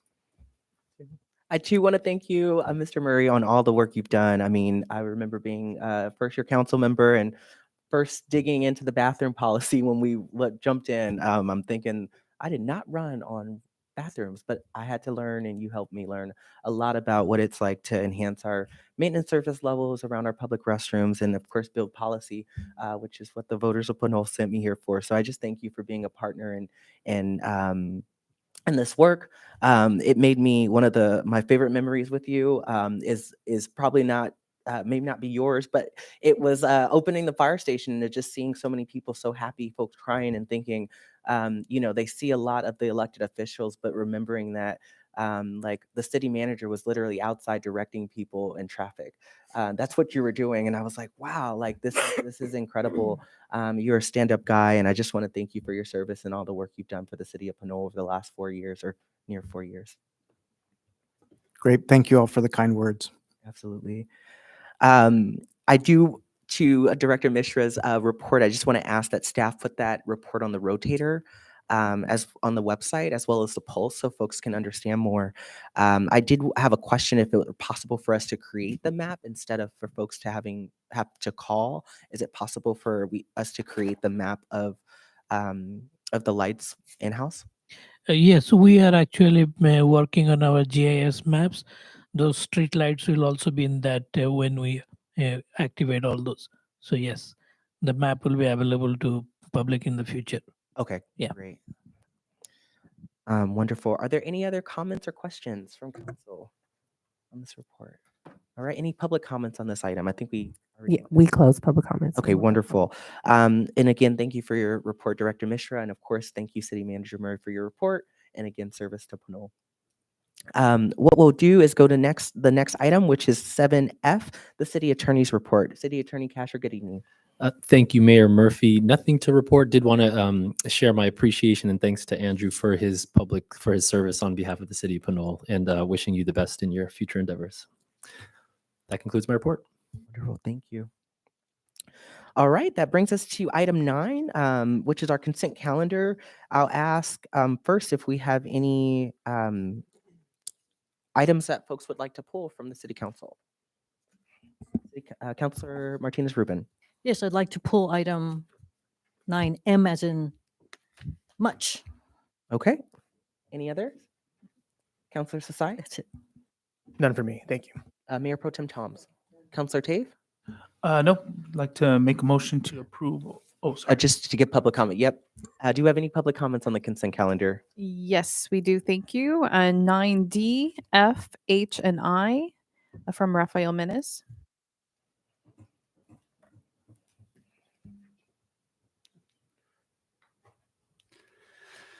Good evening again. Since I don't think my written comments got cycled in this time, I figured I'd bring them up here. So for 9D, my question was about why SS 2002, the lab replacements for the water pollution control plant lab have been delayed. I said indefinitely in the question, I guess, from 2020 to out of FY 22-23 into FY 23-24 would be more applicable than straight up indefinitely, because it seems like something like a fume hood would be a pretty major replacement priority, I think.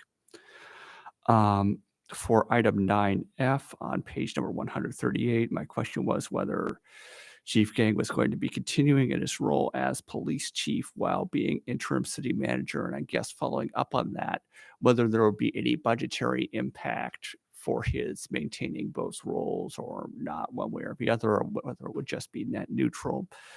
For item 9H on page number 148, my question was whether the greenhouse gas inventory has been completed. I see a lot of items about the climate action plan, but I haven't seen an update about the greenhouse gas inventory recently. And for item 9I on page number 152, I noticed that revenues were above expectations, sometimes significantly so. And I was wondering whether that was primarily due to conservative estimation practices or for some other reasons. And that was all my questions on the consent calendar item.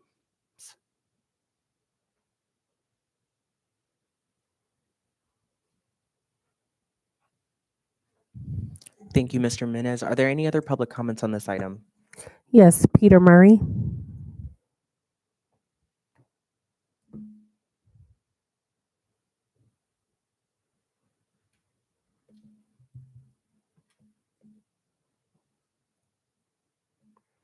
Mr. Murray, are you able to unmute yourself? I am trying. We can hear you. Go ahead. Great. Thank you. Yes, 9F. Once again, I want to thank the chief for stepping up to become the interim city manager while the council's doing a recruitment process. I still wanted to get an answer to perhaps having, because our departing city manager is noted in this report, that there's some sort of recognition for the opportunity for the public to say thank you, their thank yous to the city manager.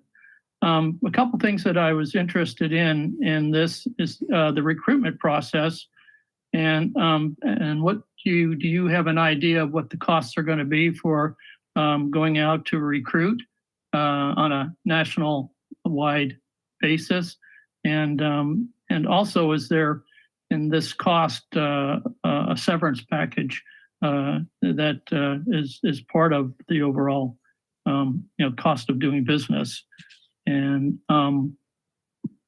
those are a couple of my questions that I would hoping to get answered tonight, and maybe the city attorney can comment on those two, the last two items. Thank you. And that's my questions. Thank you. Thank you. Do we have any other public comments? No, there are no more public comments. Okay. Are there any other items that council would like to pull outside of M? All right. And then for the two questions that we had from the members, Mr. Minez, just to clarify, did you send your questions to the council or? Yes. So we, if I may, received Mr. Menace's questions this morning, late this morning, I think, and we're able to respond to some, but not all of them. I know the answer to some of them off the top of my head. If you'd like me to respond to those now.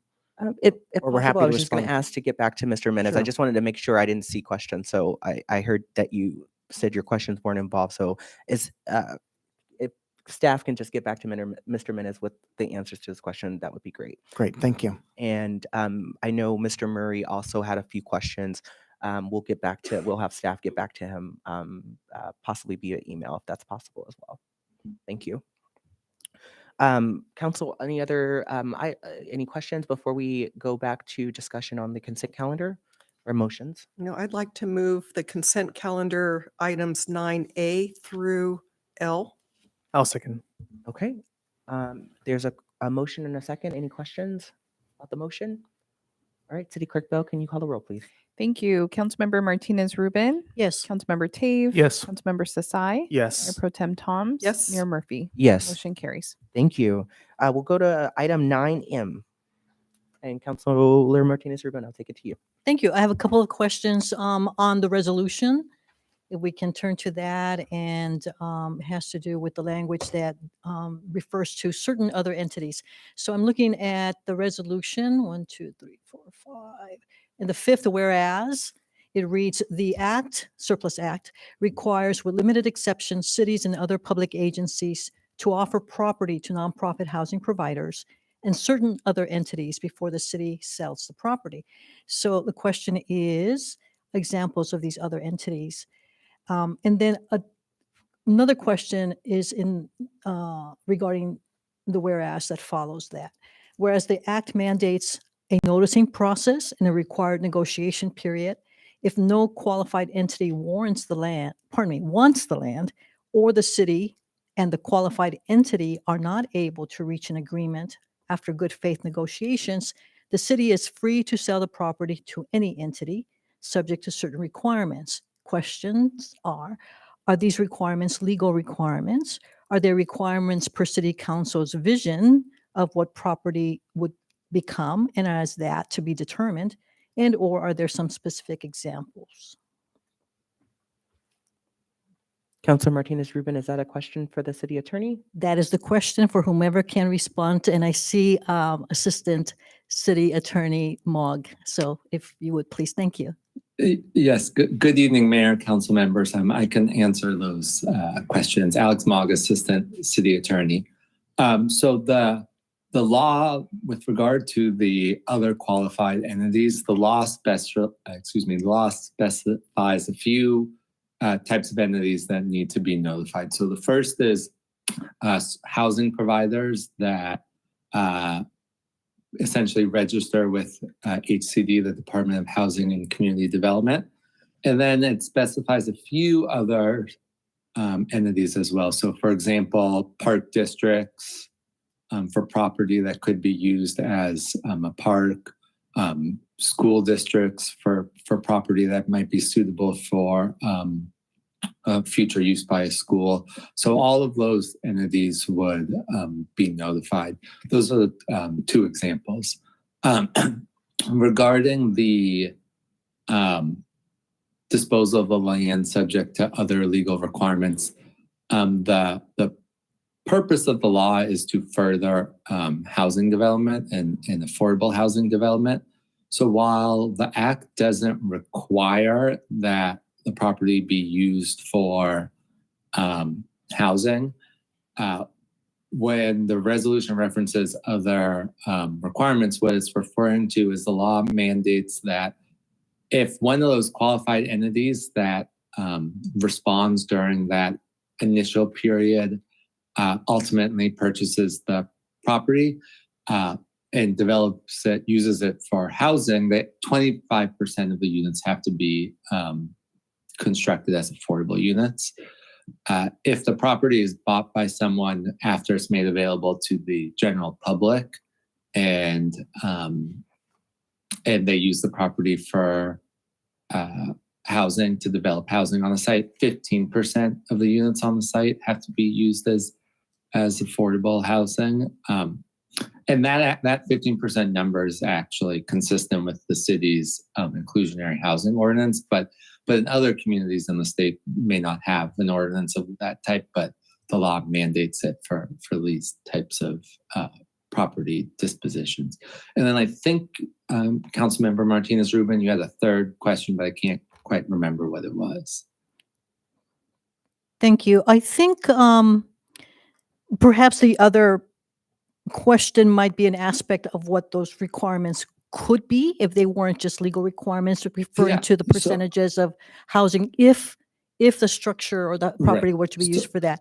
So the question that I had was, if not legal requirements, are they requirements per city council vision of whatever that property could become? And that is a question to myself when I was reading this resolution, thinking back on the discussion that we had when the initial agenda item was brought up to consider the Freya House up for sale. And part of the discussion was that we wanted to have some, I'm trying to think of the word, something to do as a council in seeing that the property would be put to use per whatever we determine as council, that we would have something to say about that. So that's what I was wondering about, that if the resolution doesn't in any of the whereases, it's not clear to me that the resolution really refers to that. So good question. So the council still ultimately decides who to sell the property to and can absolutely take into consideration, the proposed use of the property. And there's no requirement for the. I think you muted yourself or we can't hear you. Sorry about that. What I was saying is that there's no requirement for the city council to change zoning of the property or anything like that, change the general plan, land use designation. And the city council has the ability to choose who wants to sell a property to and what kind of use it wants on the property. The Act doesn't mandate that that property be sold to affordable housing developer or used for a specific purpose. The law is really about providing those developers just sort of a first opportunity to make their best pitch, for lack of a better phrase, to give them a first opportunity to make their case to the city and make their offer to the city. But it doesn't mandate to the city accept that offer. So absolutely, that was a long way of saying absolutely the city's council's vision for the site is something that the city can take into consideration when deciding who to sell to. Thank you for that. And of course, that quote vision, and I'm putting air quotes around that as I use it, is yet to be discussed. And that would be discussed openly, or is that something that would be discussed in closed session? So the city council can meet in closed session to discuss the terms of any sale. So depending on, if you were evaluating specific proposals, that is something that could potentially happen in closed session. If it was just a more general vision for the site, that might be something that would happen in the meeting, the open meeting. It depends sort of on what the exact scope of the conversation would be. Mm-hmm. Okay, thank you. You've answered my questions. Thank you. Thank you. Thank you. Councilor Martinez-Rubin, do you have other questions? No, but related to this, what I would like to do is vote separately on this. I think we're there because we already consented to the items. Okay, thank you. No worries. We'll be voting on item 9M separately. I do have one question that I was hoping Assistant City Attorney Mogg, you can elaborate on. I know we had a few residents reach out about some of the proposed language.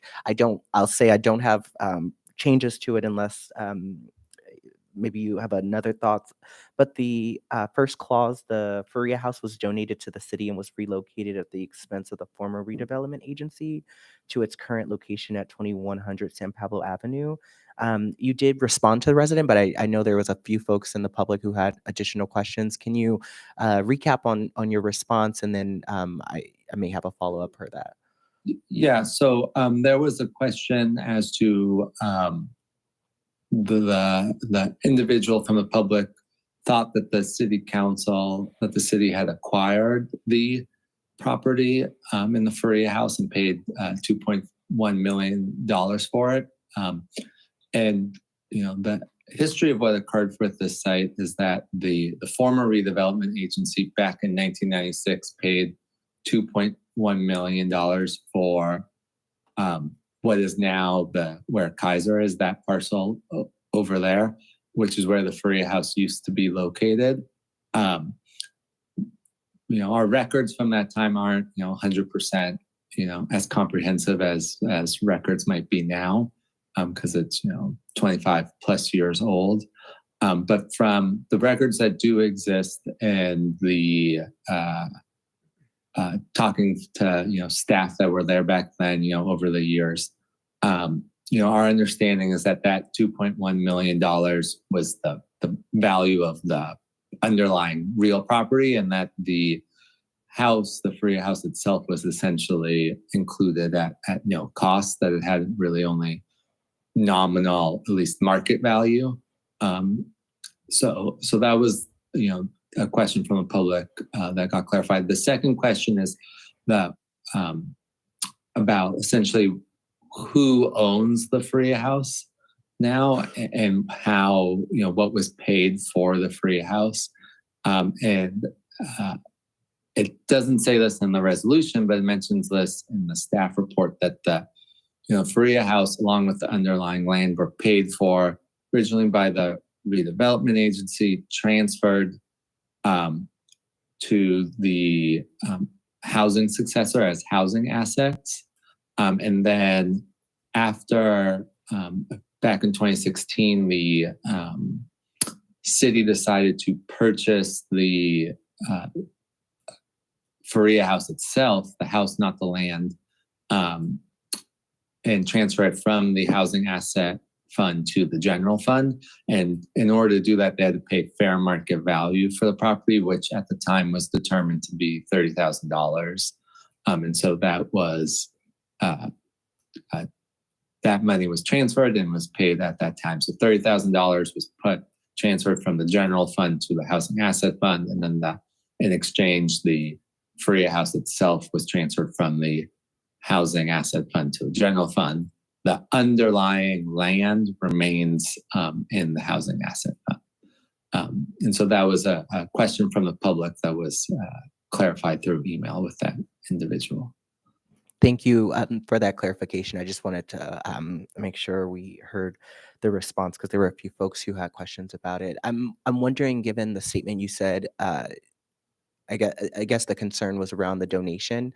It sounds like a transaction that happened, Yeah. and then I'm reading donation in the Yeah. So, staff and if report. I would that, like you know, to real quick.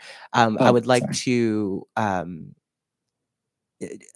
I just want to, it seems like a feeble like record of history in some ways that is the result of this. So I'm wondering if there's a better word to use outside of donated, maybe was a part of a transaction. I mean, it Yeah. sounds like that. So I want to clarify the concern that residents had and would love your suggestion on recommended language because I actually Yeah. don't have any. Yeah, Mr. Mayor, and apologies for interrupting.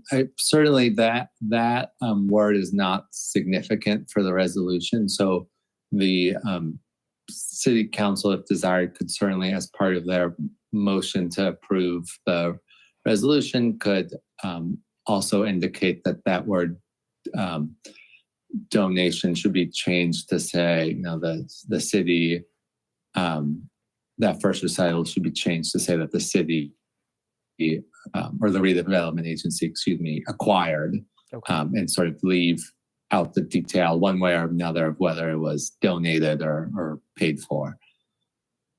Okay. So suggestion would be the Faria House was acquired by the city. Yes, by the redevelopment agency.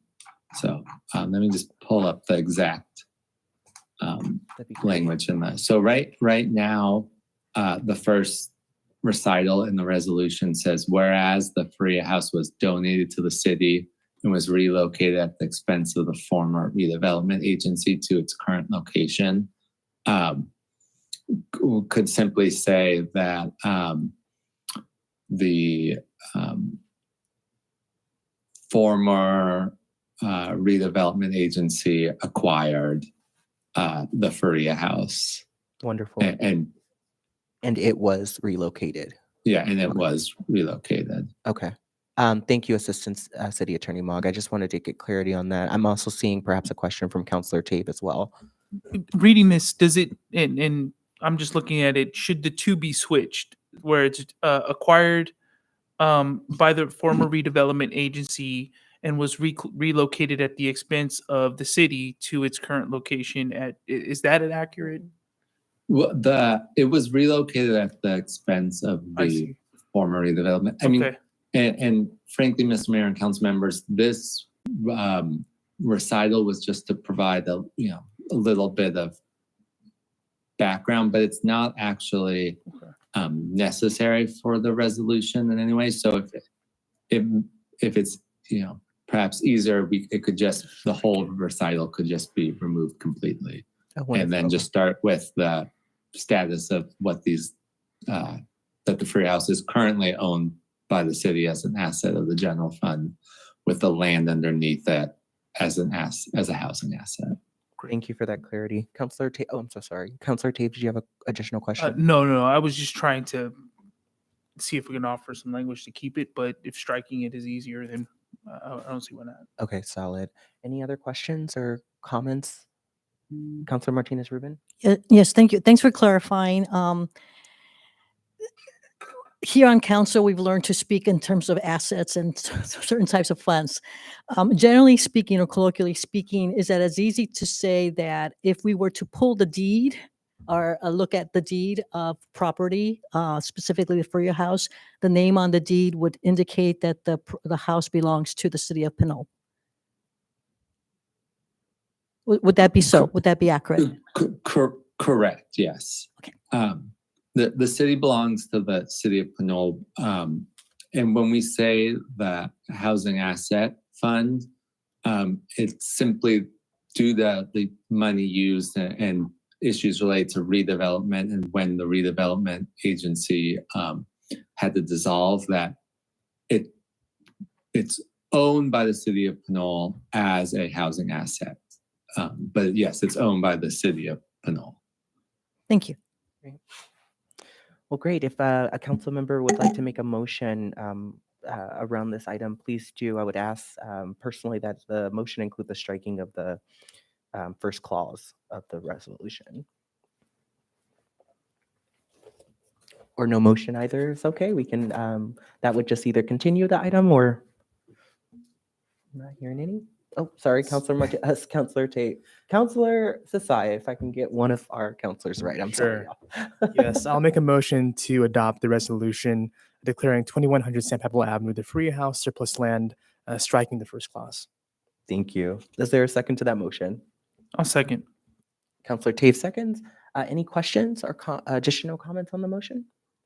All right, we'll go to City Clerk Bell for the roll. Thank you. Councilmember Martinez Rubin. No. Councilmember Tave. Yes. Councilmember Sasai. Yes. Mayor Pro Tem Toms. Yes. Mayor Murphy. Yes. Motion carries. All right, thank you so much. That leaves us to the next item on the agenda, which is item 12 under new business. There are no public hearings or old business of this evening, so we will go to item 12A, information on establishing a crime prevention program through environmental design grant rebate program. I think we have Director Whalen with us this evening. Hello. Good evening, Mayor Murphy, council members, members of the public, and fellow staff. At the July 20th, 2023 council meeting, Councilmember Sasai requested a future agenda item on how to establish a crime prevention through environmental design, or commonly known by the acronym CPTED, or SEPTED rebate program for small business owners and owners of commercial properties. And I will continue, but if we could get some help from PCTV pulling up the PowerPoint, that would be great. So what we'll be talking about tonight is research that staff has conducted, and it's by no means exhaustive, but may serve as a starting point for a future conversation if so directed by council. Thank you, PCTV. Next slide, please. So tonight, or actually the previous slide, please.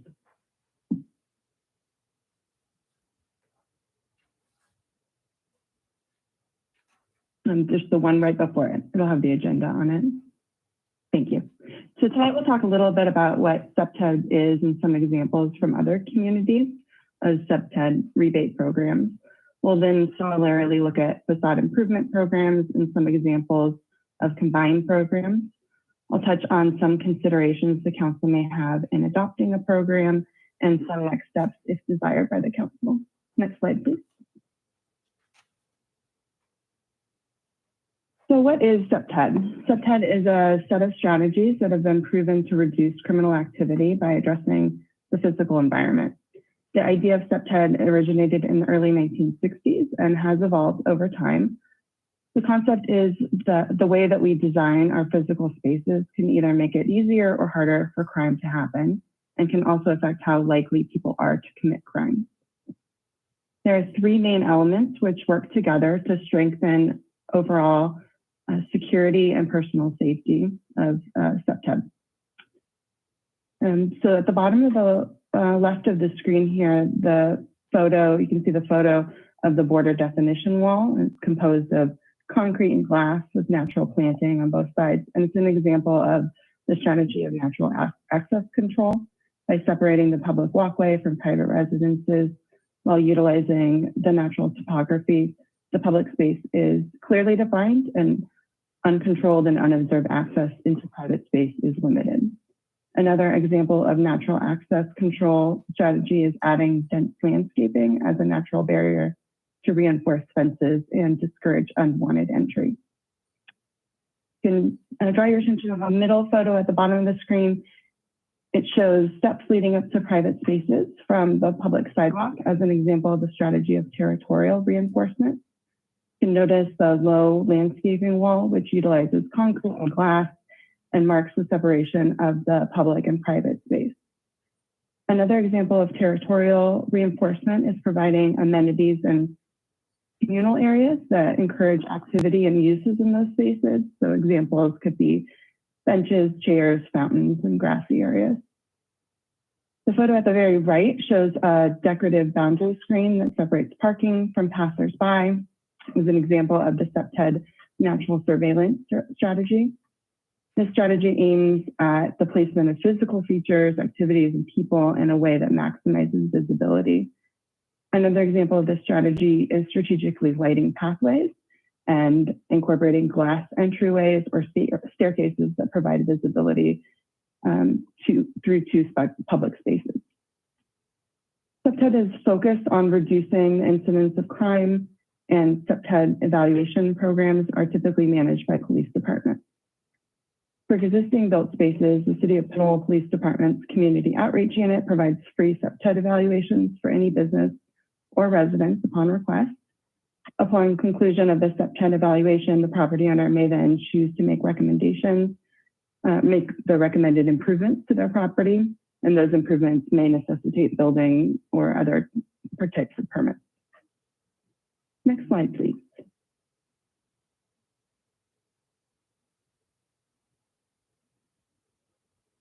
Can we go back one here? Sorry.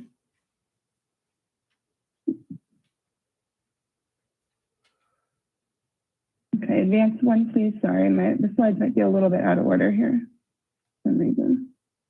Okay, if you could advance one more for me, please. Okay, great, thank you. So there are numerous jurisdictions in California that have established SEPTED rebate programs. These programs offer financial incentives for improvements that align with SEPTED principles, such as upgraded security systems, improved lighting, installation of landscaping, and aftermarket window treatment to prevent breakage. Some examples of SEPTED-related grant programs from Sacramento, San Rafael, and Riverside are provided in the staff report, and a summary is on the screen here for you. Next slide, please.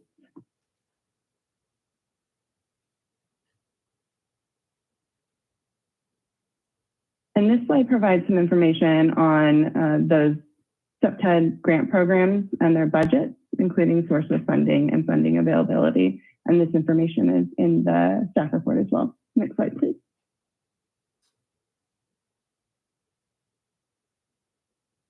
Many jurisdictions offer facade improvement, grant or rewrite programs.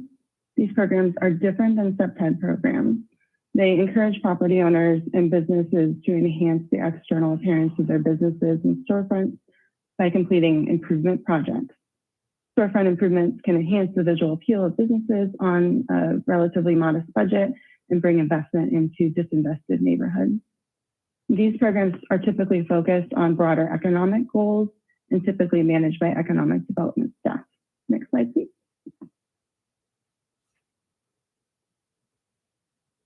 Some examples of facade improvement programs from Alameda, Carson, Dublin, Long Beach, Oakland, Pismo Beach, and Roseville are provided in the staff report for this evening.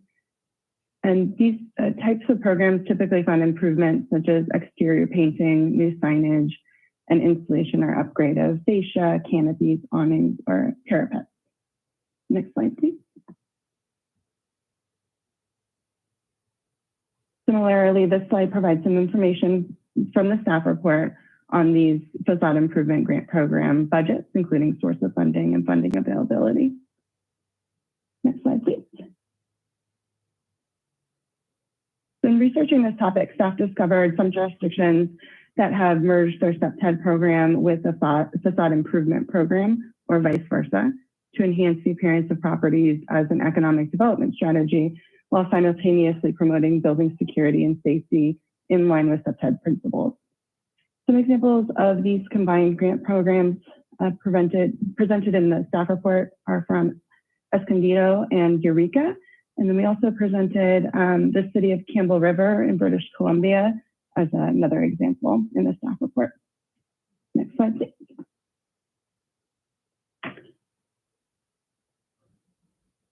And this slide here is, again, information on the program budgets for those three jurisdictions. Next slide, please.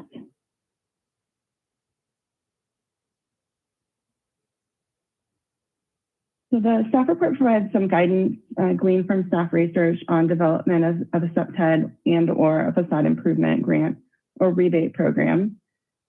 The first is developing program goals upfront is key in order to develop program requirements. So chiefly, is the primary goal to reduce crime, or is it about beautification and business support, or is it about both? Next, we look at participant eligibility and geographic area. This is defining who the eligible grantees are and set standards for making award decisions, in addition to determining the priority target area geographically, where businesses would be eligible for grant funds.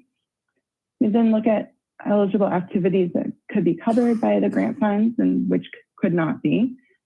A process for sharing program information, receiving applications, making funding decisions, distributing money, completing projects, and following up awardees. And would need to also be developed.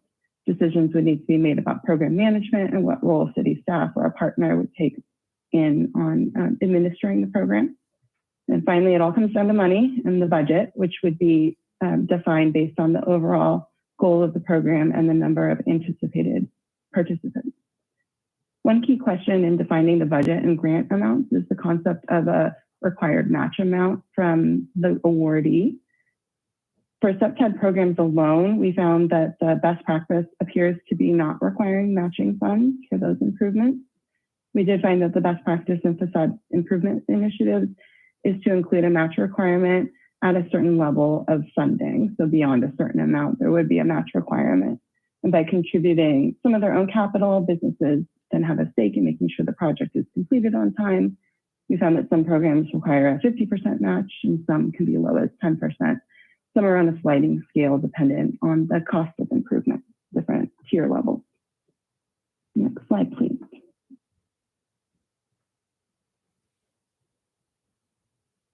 So this is our next step slide here. Depending on council's interests and goals, the following may be considered by the council as next steps. So first, identify a set of goals and program area and direct staff to return with a draft program structure. We could work with the city's new grant writing consulting firm to identify grant funding opportunities that could support, implement, and administer a SEPTED or facade improvement program. We could also explore a combined SEPTED facade improvement program during the implementation of the placemaking activities and the economic development strategy. Next slide, please. This is our last slide where we share that we recommend you receive this report and provide direction as appropriate. We're available for any questions you might have. Thank you. Thank you, Director Whalen. That was a great presentation, very informative. I'll start with council for questions if there are any. Councilor Sasai? We'll go to Mayor Pro Tem Toms after. Thank you, and thanks for the great presentation and all the staff that worked on this the staff report.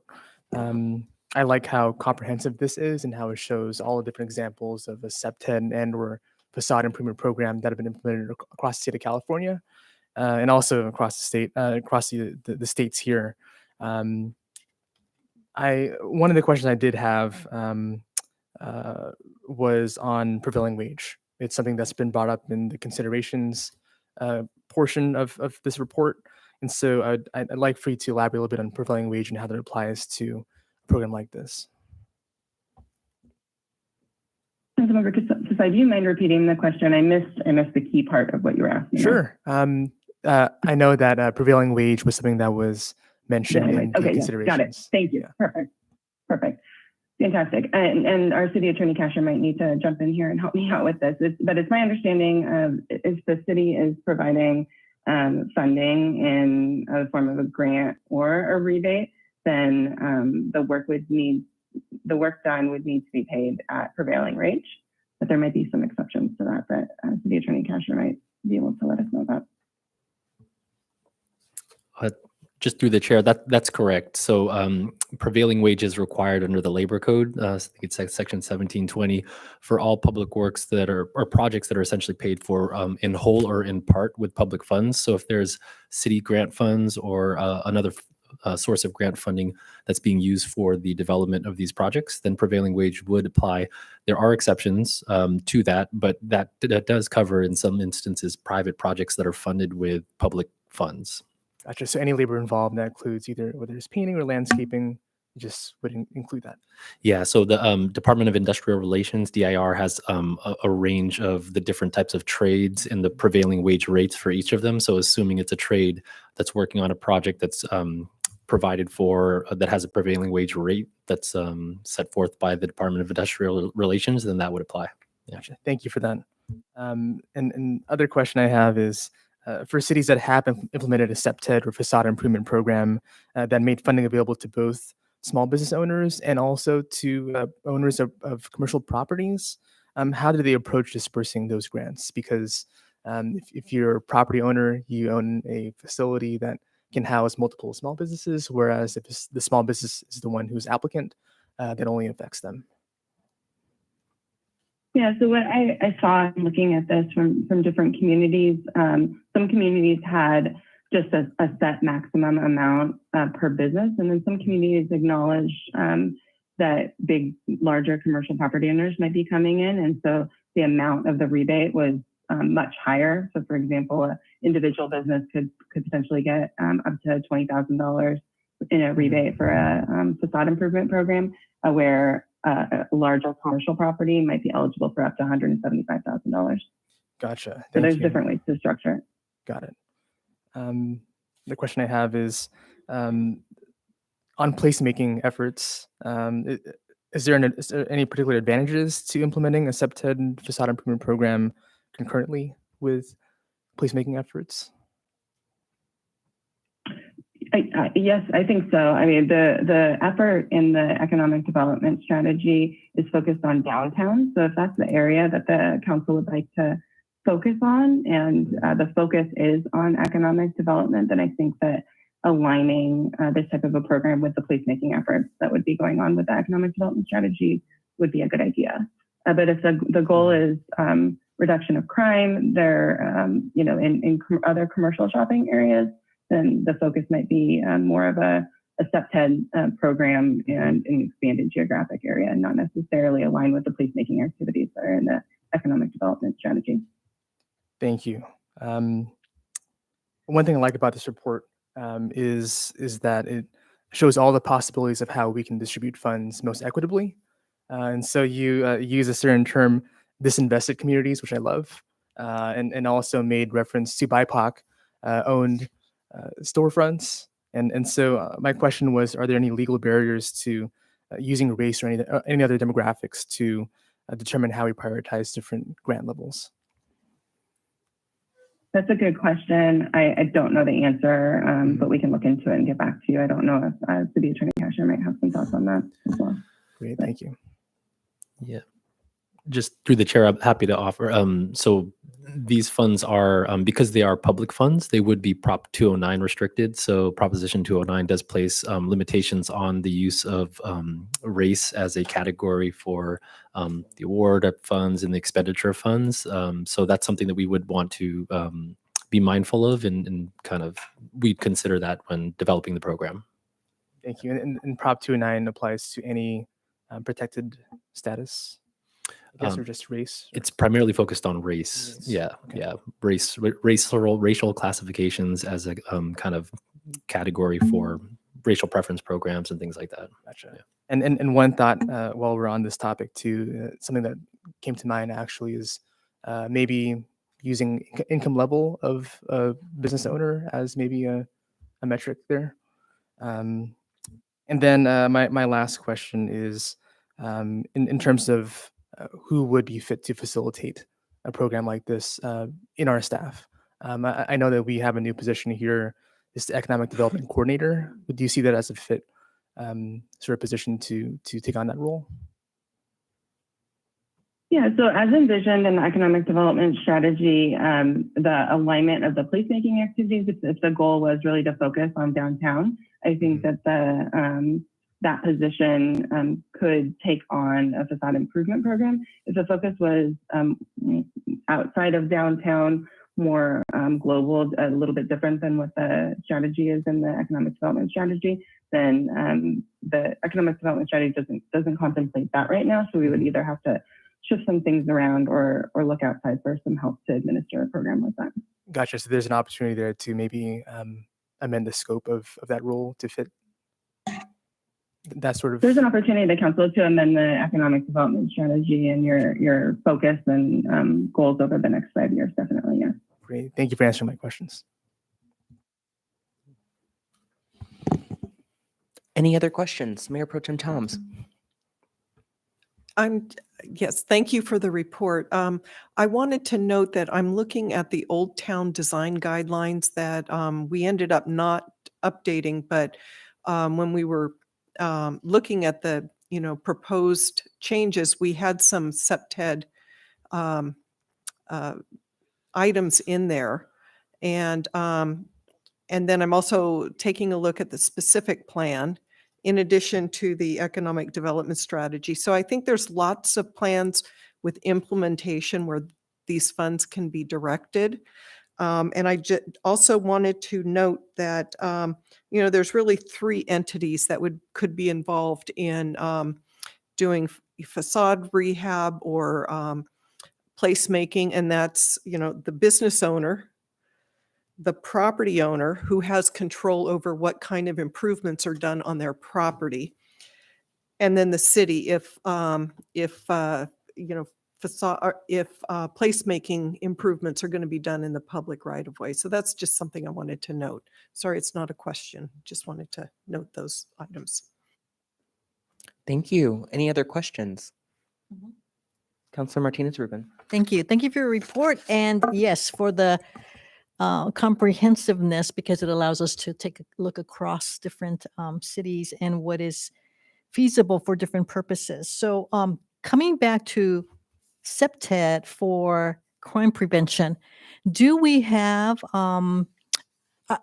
information that can give us a clue as to where SEPTED, am I saying that correctly?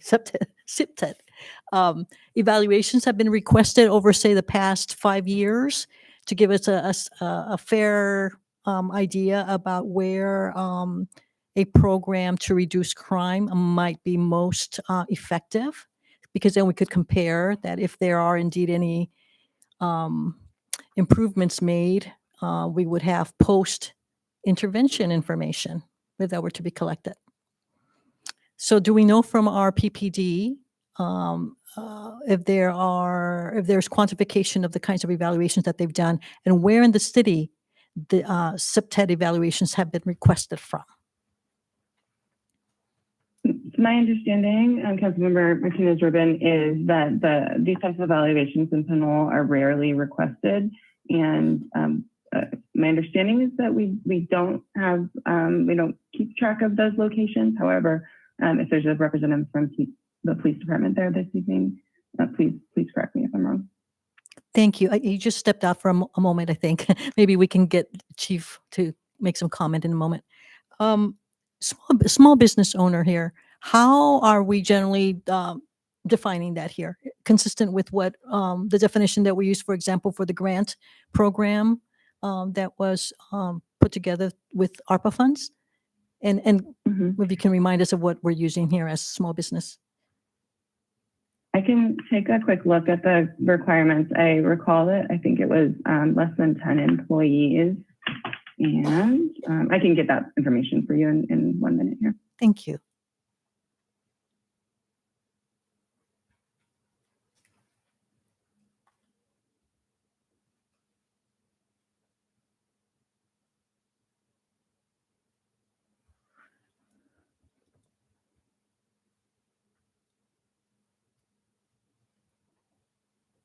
Okay, so it's actually 20 or fewer employees. And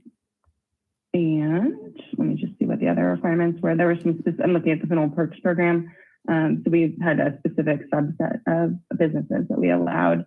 And then we were requiring a physical storefront, maintaining a business license, 20 or fewer full-time employees, and independently owned or operated or a locally owned chain. Thank you, Director Whalen. Was there a measure of revenue generated or income obtained, and was that permissible? There must have been a reason why we excluded it. And there might have been, so for the Pinole Perks program, we were modeling it after the small business grant program. There might have been some criteria that we eliminated. I can look at that criteria right now and see. I don't recall there was an income, but let me take a look too at that. Thank you. And really what I'm getting at is where this seems to be a great program, and I'm very much in favor of prevention. If we're talking about crime reduction, we need to identify where the best geographic area of need, whether it's corridor specific or otherwise in our city, those businesses might be found. So do we have any information that could lead us to identify where that is? The facade improvements seems that they've been done in a downtown area. That seems to be attractive. But for specifically for the crime prevention aspect of it, which I think probably in my mind would sort of be on a comparable level to economic development. But we need to make some determination somehow. So back to need, where is the problem? In other words, that's another way of seeing it. I'd like to look at the flip side. Where ought we to focus other than downtown? I mean, I can imagine between Fitzgerald and a few blocks south toward the El Sobrante area, there are private properties there and businesses as well that could appear much more attractive. And that partly has to do with how our roads are right now. But I think also the facades could use improvements. So we would get to a point of trying to determine which areas would benefit most. And my question then really is, and I think it's really posed to council members about having to think that through. Unless we have other information now available that could more readily help us identify where to focus, whether it's for crime prevention or for facade improvements. Do you have any questions for staff? That is, do we have any information that gives us clues about that? Thank you, Director Whalen. So thanks. The police chief, if he is back in the room, he might be able to better answer that last question there. Yeah, Go back Director to Whalen, I the think he had to question. take care of something, so he's not going to probably be back. Perhaps we can get that information to us if that's something that the police department needs to tap in on, unless the city manager has a. Yeah, we certainly have. The police department certainly has information on property crimes, and so we could look at that.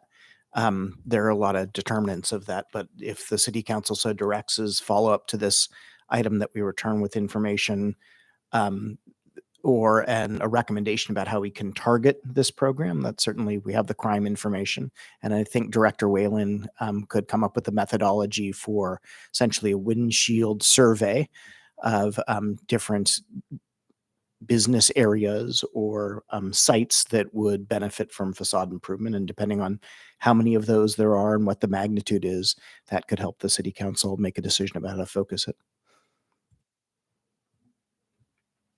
Yes, yes to that. So thank you. Awesome. All right. Mr. Any Mayor, other? if I Yep, could, please go ahead, Director Whalen. apologies. I'll just, heading back to the small business grants during COVID, there was no limit on gross receipts or any reference to income for the eligibility. There was no reference to income.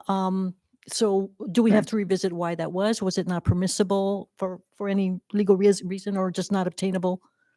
My recollection was that there's a high degree of variability depending on what your business is producing. That's not really reflective of, and I think in a way this was a business and employee support program. The grants were.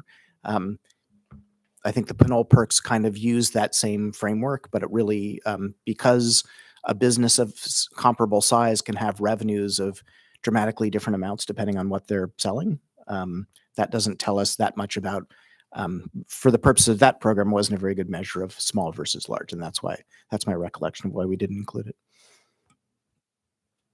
Thank you. Okay, so another point to discuss further at some point down the line. Thank you so much. Thank you.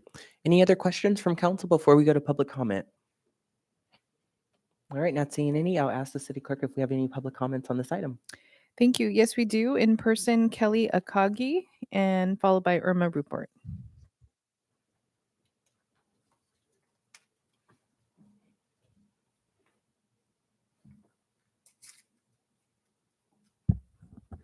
Good evening, everyone. I'm Kelly Akagi. I own Comic Cards, etc.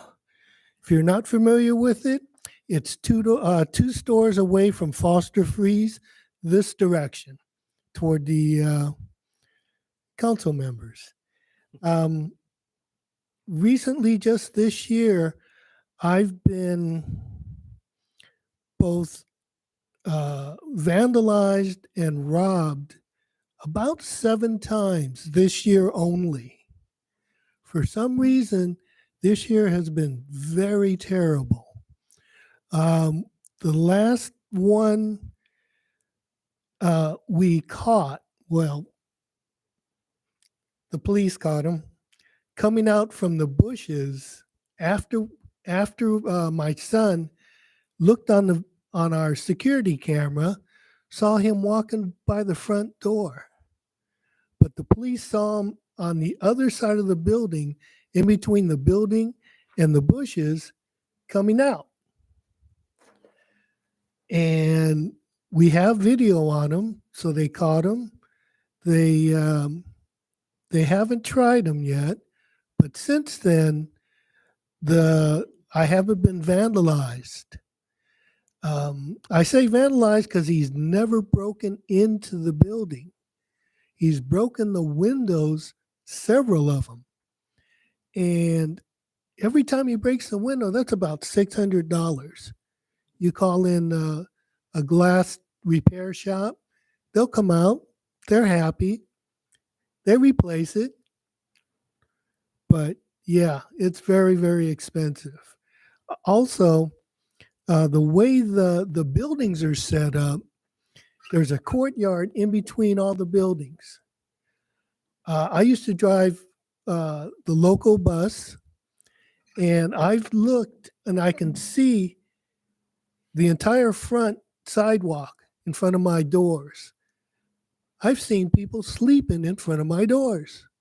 I've seen people sleeping in front of the healthcare. And of course, instead of us trying to push them out, we'll call the locals on them, and they'll take care of them promptly. And I do have people in the parking lot in the back that'll come in, sleep overnight, make a mess, and leave. And if you were to drive normal 25 miles an hour past the driveway, you won't look into the parking lot. And even if you did, I don't think you'd see the cars there. If you can, we'll ask you to wrap your comment up, sir. Okay. I would like more police attention there. Unfortunately, since it is a private parking lot, I don't know if they can come in, just make a circle and leave. But that would help greatly. The last time when the gentleman was caught, they put a police car on the side of our building on Rogers. And I don't know if that helped, but since then, the liquor store got hit twice. Thank you.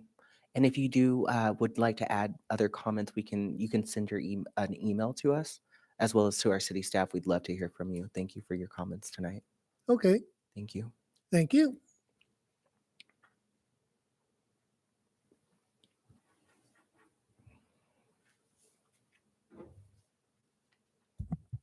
Good evening, Mayor, Council, staff, and public. And I'll make it really quick. Mayor, I like this program very much. I was appointed to the Public Safety Committee years ago, and where there was a lot of crime, especially in my neighborhood too. And we started the Neighborhood Watch, and we also did the Pinole Blotter. And we have a report out, but I don't know where it is now. It's that old. But getting back to this program, we have to start it as soon as possible. Really, we need it. Our business owners, as we heard from one person here, we need attention. It doesn't matter your income, what level, everybody needs help. The larger cities are having massive exodus of their businesses. We depend on our business owners. and sales receipts. So my thing is, you can pick a better program than this. I think we need this program as soon as possible. I like it very much. Thank you, Lily, for this report. Excellent, very detailed. It's about 12 pages long. It speaks for itself. The report, just read it. And to me, let's get it going. Do it now. Businesses are leaving cities, and I'd hate to see our business owners whom are really striving to make it happen here, and we are not a part of that partnership. We have to be. We, with the police, with the business owners and the community. There's a reason they came to Pinole and they stayed here, and all we can do is better the city. And like I said, um, I was in the committee for 7-8 months. There were 2 murders in the city, and the council put that uh, program together, the committee. And for me, I'd like to see it back, a public safety committee, because it would enhance our partnership with everybody, businesses and police and all of us, because maybe we could find a lot of solutions between the community and go out there and partner with them.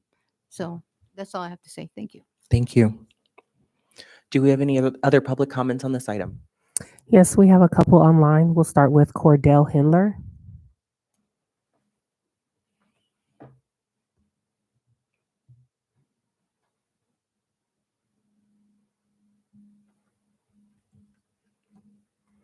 Mr. Hindler, are you able to unmute yourself?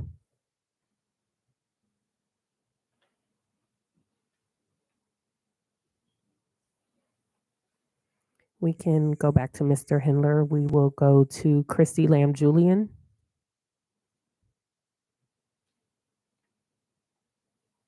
Hello? Yes, go ahead. Okay. Thank you, Mayor Murphy, City Council, and City staff for this opportunity to speak on this matter. Community character is a distinct identity of a place. It is a collective impression of a neighborhood a town makes on its residents and its visitors. Character of a community is measured by urban form, natural features, and demographic makeup. Urban form tells the residents if the space was built for a few or for all residents, workers, and visitors. Natural features communicate the community if it was designed for those to work, to play, or live, and in the area, and for how much time comfortably spent there. Demographics intuitively tells the community if it's welcome to people like us. The Regional Housing Needs Assessment, RHNA, identified Pinole needing 500 new units over the next 8 years. The housing element of the general plan was adopted by City Council on April 4th and approved by the state on July 20th. I encourage City Council to move forward with developing a combined COPED and facade investment to identify a set of goals in program area, work with the consulting firm to identify grant funding opportunities that support, implement, and administer a program, as well as implementation in the economic development plan. This investment would be a foundation to elevate safety, quality of life, and economic sustainability for Pinole. Thank you. Thank you. Are there any other public comments? Yes, we'll try Cordell Hindler again. Yes, can you hear me now, Roxanne? Yes, go ahead. So good evening, Mayor Murphy, Council. My name is Cordell Hindler, and I'm a Richmond resident. So I do agree with Ms. Irma, what she just said. We want this program to succeed because you try like, you know, bring in some business. The businesses want to stay in Pinole. And as far as I can see, this program needs to be done quickly and to the point because as the first speaker had mentioned, there's been a lot of robberies around that area in the last few months. And it's like, we want Pinole to be vibrant, and I don't want them to leave either. We want them here because you try to like generate some revenue. And as far as I can see, we need these businesses to stick around. So as to Ms. Irma's point about bringing back the public safety committee, I think that would be very beneficial because it'll like, you know, we want to form a partnership with the community, the business owners, and the police department. And so we want this program to succeed. And I'll leave you with this quote, teamwork makes a dream work. And if you want Pinole to be vibrant, y'all gotta we have to figure out how we can get everyone at the table, because we try to bring in some businesses that come to Pinole. So I'm asking Mayor Murphy to figure out we want the community to be involved with this. So hopefully there'll be some conclusion to this. That's it. Thank you. Any other public comments? Sorry. Yes, we just received one more from Rafael Menes.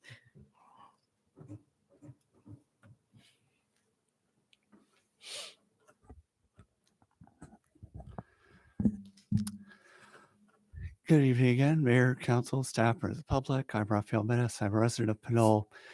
And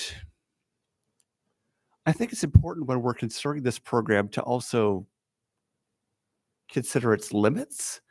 It's not saying we're going to staff out police on more frequent patrols. It's about funding grants to reshape the built environment of spaces so that they're less attractive to vandalize, so that they're more separated from the streets, so that there's clear paths of ingress and egress. It's like, speaking from a planning perspective, it's not about having a bunch of people. It's about shaping the sort of flow of people. It'd be most noticeable in areas where there's a lot of businesses close together, like in the sort of old town core. But even farther out from the old town core, like with the earlier speaker's mention of the card shop. Like, for example, you could have shielding by having a wall sort of narrowing it entrance down to just one area, so it's harder to get at the windows. Like, that could be the sort of thing that's like crime preventive design. Or you could have grates on the windows. You could have maybe stuff cleared away from a certain distance away, so there's not bushes nearby for ingress and egress. The stuff the police department usually brings up in the conditions of approval for the various projects everybody on the planning commission has seen of, like, we want it to be conditions X, Y, Z of site design, so that it's harder for criminals to use the space for crime. And it seems to me like this program is primarily oriented around the city setting up grants from some at present unknown income source to fund private property owners to sort of rebuild the space, whether it's literally just the facade of the building or whether it's broader structural improvements to the overall traffic flow of the region, to make it, to sort of create clearer boundaries to say, like, this is the public space, this is the semi-private space, this is the private space, to basically create delineations, gaps, to heighten sort of the eyes on the street effect, not by necessarily having more eyes on the street, though that might follow as a result of the design, but by sort of channeling the gaze of people that are looking at things by architecture and design and structure to sort of shape people's perception of the world. So yeah, I think this would be a good idea, but I also think that it's important to be clear on what it is and what it is not. Thank you. Thank you.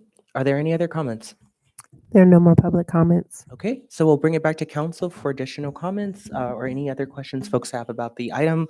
Of course, this is also now the time to make motions as well. Councilor Sasai? Thank you. Would it be acceptable for Chief Gang to make some comments on the question that Councilor Martinez-Rubin had brought up regarding crime rates around different areas of Pinole? Sure, if the chief has answers to those questions. I think Councilor Sasai or Martinez-Rubin, if you have questions, you're more than welcome to ask. You may want to remind him those questions because he was out of the room, but Councilor Martinez-Rubin, did you have questions? Chief, hello. You may not have the answers at hand, but when there's a new program proposed and the focus is on crime reduction, as was mentioned for CPTAD, what I was wondering was whether there's any information that PPD might have about where the evaluations for CPTAD have come from, and or with the ongoing um, with PPD officers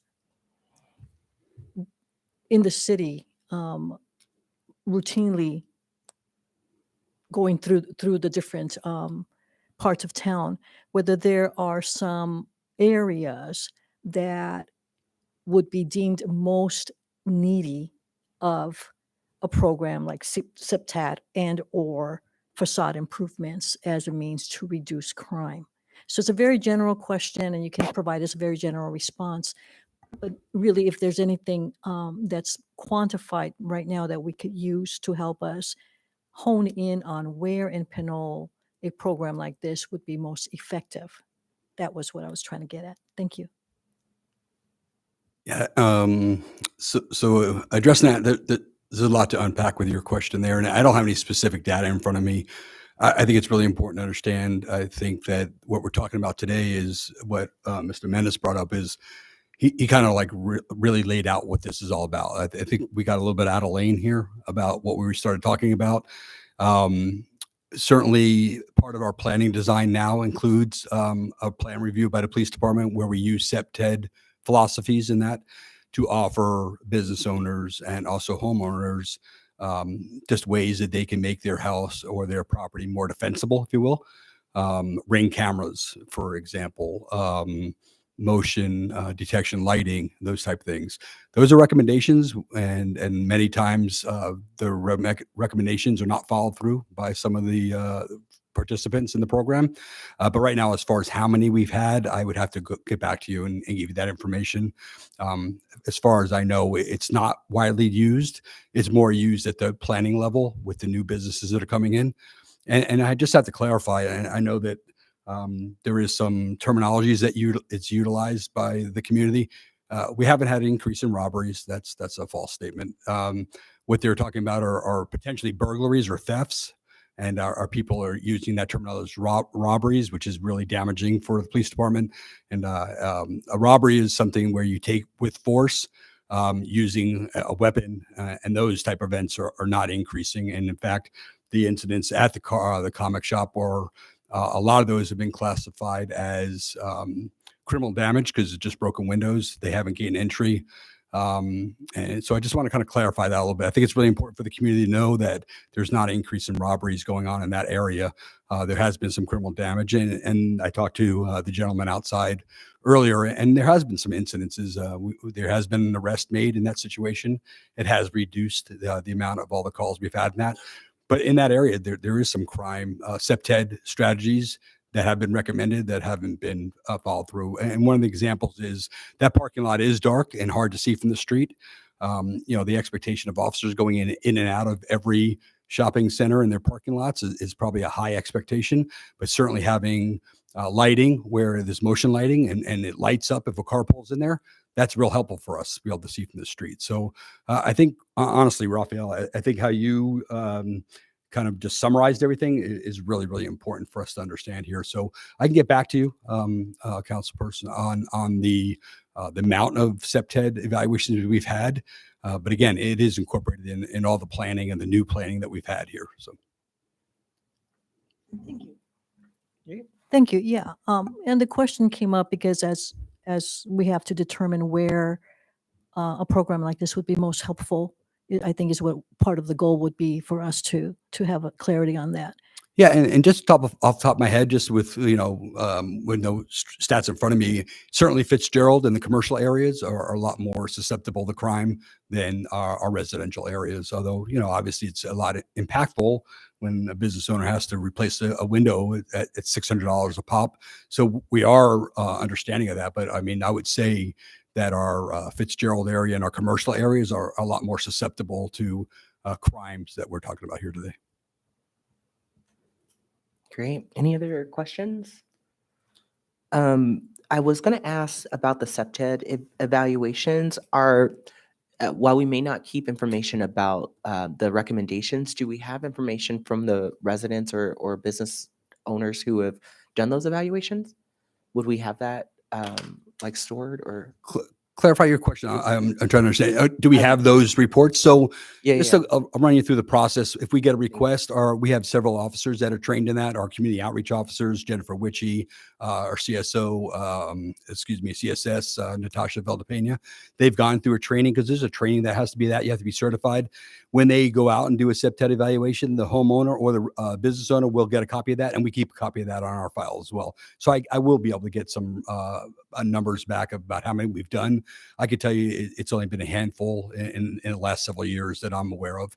Okay, that makes sense. And I think, Chief, the conversation that we're having is around what I'm now understanding. We have a SEPTED program, but I think our decision point for next steps is how to kind of add more oomph to the program, and in a space of adding perhaps an appropriation that meets a grant or a rebate or a loan. I've heard as opportunities to like, I guess, increase participation in the program. So the reason I ask about the evaluations we've done is you made the judgment and said that some folks have not taken the recommendations. My question would be, I would love to go back to those folks and say, if Pinole did this program, how much would you? I mean, there's a lot of questions I guess I have in my head, right? Like, how much would you want to match? What's too high? What's too low? Why did you not take the recommendations? Was it a money issue? So I think just knowing from the data we already have, even if it's like 5 to 10 people, I'm not too sure what range that is, it would be helpful in our next steps. Obviously, again, not having that information tonight, I think we can still move forward with some of the kind of recommendations from staff. But I think, I am definitely interested in the folks who have done and reached out to you all to do some of the SEPTED program. I'd love for us to. I would imagine with the awareness of tonight's agenda item, as well as just kind of the increasing development of a program, we might have more interest. So it also would be for me, this is a new area, so it would be of interest to me to understand what we're doing, and then again, like, grow from that point. So like, knowing what that evaluation process is would also, like, I would wonder, like, how long does it take? Does it take 30 days to a month, or 30 days to 2 months? Is that kind of like the process? Can you tell me a little bit more about that piece? Yeah, I think most of the process between requesting and getting out there is just about scheduling. Okay. Whether the homeowner or the business owner has time, and we were able to match that time, but we're very flexible with that. I don't think there's any set time, but the report is done within 24 hours of the actual evaluation. So we want to get that information back to the homeowner or the business owner so they can make improvements. So it's a quick turnaround once the SEPTED evaluation is completed. I think what you're mentioning is we talk about SEPTED in the law enforcement community as a program. I think what we're bringing forward today is more of a holistical approach from like the entire city. Okay. So there's a little bit of a separation. So SEPTED is a program, but I think what you're hearing today is more of that holistic approach that a city can bring to residents and to community members. Sure. And I don't know if this is a question for you, Chief, or Director Whalen, but if there are recommendations from the police department to said property owner, what are those recommendations also, do they give information about permitting? So for example, if you say, hey, you all should change the street in front of do you give a rundown as to what perhaps permits are required to make that change? Or is it more so, yeah, what is, I guess I'm still trying to figure out, what are you telling people if they ask for support? What do we give, and then what don't we give? Yeah, I think that's a more comprehensive approach. Okay. Where we need to collaborate interdepartmentally, which I don't think is happening right now when it comes to those SEPTED evaluations. I think we've most likely been handling them just from our department with just making recommendations. So I don't think it goes in depth that you're mentioning. I certainly think there's opportunities for that to occur. Gotcha. And Director Whalen, I see your hand raised too. Thank you, Mayor Murphy. If I could just add on to that, piggybacking on the chief's comments there, from my look at other programs, in particular the facade improvement programs and the combined programs with SEPTED, examples from other communities brought forward some technical assistance from staff. So there was more of that cooperation and coordination. The police department would do the evaluation. They would pass it on to the economic development department or the community development department that would then be in the lead to assist the property owner, the business owner, in what types of permits would be needed for those improvements. So exactly what she said, it's more of a holistic program that would involve multiple departments, and that would be included as a part of the program. Got it. Okay. This is great. I'm thank you for the questions. I'm some of my questions, I guess I'm asking out loud mostly because it does seem like a interdepartment initiative that we're building or we want to build. I do want to one of the things I'm thinking about is the matching grant versus the permitting and the cost of permitting, but I guess we'll get there when we get there. And I think you'll probably have some follow-ups for us, Director Whalen, about this. But I'm wondering again, what kind of financing is best for folks who want to work quicker.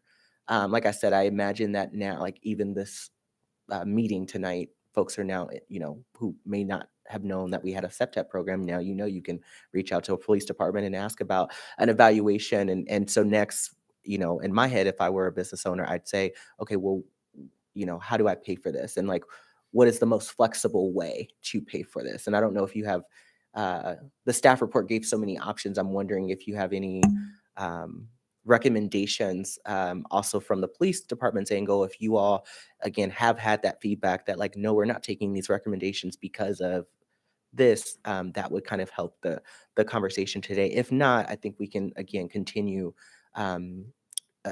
conversation in a future meeting. I'm just wondering about again, like how to make this the most effective possible, given that it seems well worthy of investment.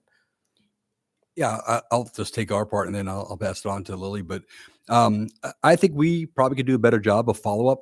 I think once we do the evaluation, at that point, we kind of are hoping that the homeowner or the business owner takes the recommendations and moves forward. I could tell you, we don't typically do a follow-up to see if they do or don't. How that comes to fruition to us is when, if they've been repeated victims, and then we find out that some of the recommendations, a month or two or even a year later, that were made at the initial onset of that contact wasn't followed through.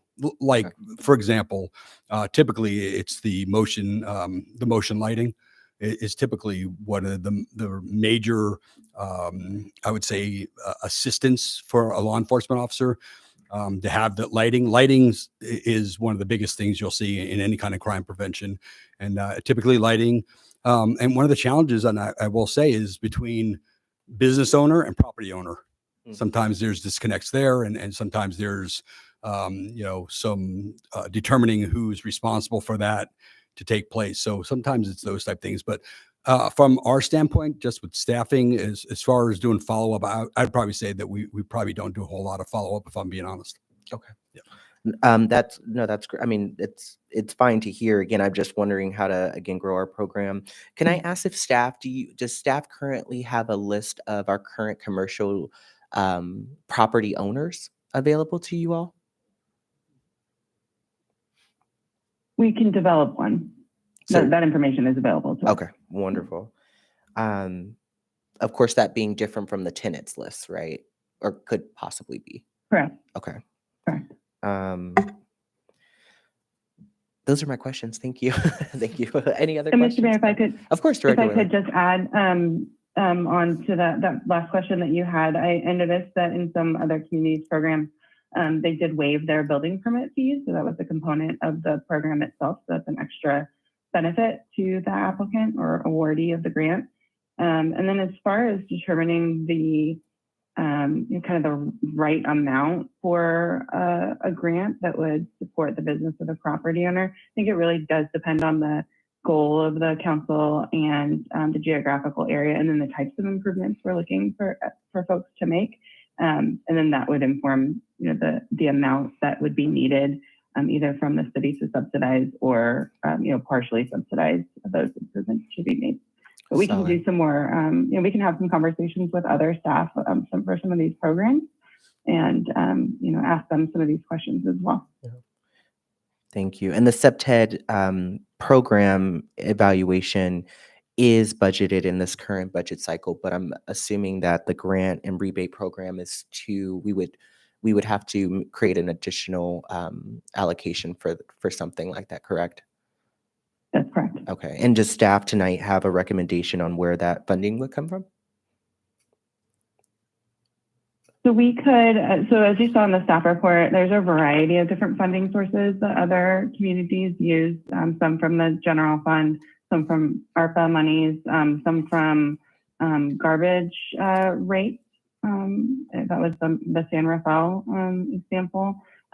So we could ask our grants consultant for some creative ideas, or them to look for some sources of funding, and we can bring that back to you as Okay. well. Great, thank you. All right, council, any other any motions folks would like to make? Mayor Pro Tem Toms? Yeah, I just have a comment where, when SEPTED is incorporated into new construction, new designs, that's one thing. But when you're looking at a built community, an existing area, it's adding lighting typically involves rewiring areas, and same with cameras. But there are ring cameras that have minimal installation costs, and there's also solar motion detected lights that don't involve any wiring. It really, the only installation is figuring out where you're going to mount them, and then where you're going to put the lights. And they're the technology is really good, and it would just cut in, it'd be a fraction of the cost of getting an electrician to install lights and having to deal with a property owner versus a tenant. So I think that's something that, if we want to take a look at, some of those recommendations for business owners as well. All right, thank you. Any other comments, motions? Councilor Sasai? Thank you. Yeah, along the lines of working gradually with what is, depending on the reasons why there is no progress, if you will, or follow up on any recommendations provided after an evaluation. Working with what is feasible. So that's a big question. What is feasible among the property owners? Chief, you commented on the commercial properties on Fitzgerald, and we know that those are large volume those property owners don't compare necessarily to the property owners in downtown. And some property owners downtown house several small businesses. So again, who is it that we want to most involve? We also need to understand, or just be aware of, find out, discover what are the impediments for those property owners to proceed with what we believe could be beneficial to them. I mean, it's almost surprising that there are these recurrent activities along Fitzgerald if the property owner is aware of them, right? I mean, they can't not ignore that those are happening, and yet we're still seeing those in that area, which would be, I imagine, quite different for a property owner on San Pablo in Old Town, where perhaps the volume of criminal activity is not there, but yet there's got to be some reason why any new lighting system or any new facade improvements haven't been made. And that's what we're not understanding. So I think in any discussion that we're to have in the future, part of the time required to assess, here we go again with assessment of the conditions that support creating and maintaining a program like this among property owners, regardless of size, regardless of volume of sales, et cetera. But all across, if we're indeed talking about making better, making safer all areas of Pinole. And I just caught myself by saying all areas, because I don't think it's got to be all areas. Again, we've got to focus and start where they are most feasible. And the basis for that feasibility is what I'd like us to discuss at some point, based on where the successful programs are. So we were presented with a number of them here, and there's a range of size of cities and size of city budgets. And related to that is the range of subsidy or support from the city for a private property. So again, I'm trying to understand, I would want to understand in future discussions, that variability and how we would address it. So it's getting back to, let's start small, let's have some successes and build upon what we have now. Thank you. Thank you. Councillor Sasai. Thank you. Yeah, I do want to, well, I don't have any further questions for you, Chief Gang, but I do want to provide the council and the public with some background as to how this came about. I'll keep it quite brief and then get to a motion. But I did have conversations with small business owners, actually in the complex that Councilor Martinez-Rubin had mentioned, along Appian Way, past the intersection of Fitzgerald and on the right-hand side. And same sort of deal, they had several break-in attempts, so criminal damages is a part of that. Same sort of deal, broken windows, and it cost them quite a few $100s to fix those over and over again. And then also hearing from folks like Mr. Akagi, who came out here tonight to speak on the issue.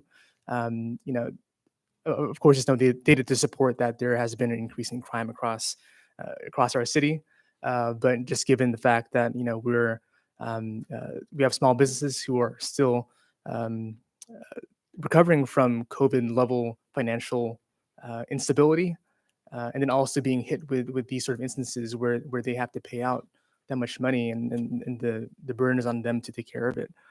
These are family-owned businesses. These are businesses who don't have the same support or financial capacity that a corporation does, and so I do think that it's a problem worth trying to solve. After that, spoke with Chief Gang about this problem, what we can do if we have to require more patrolling in those certain areas.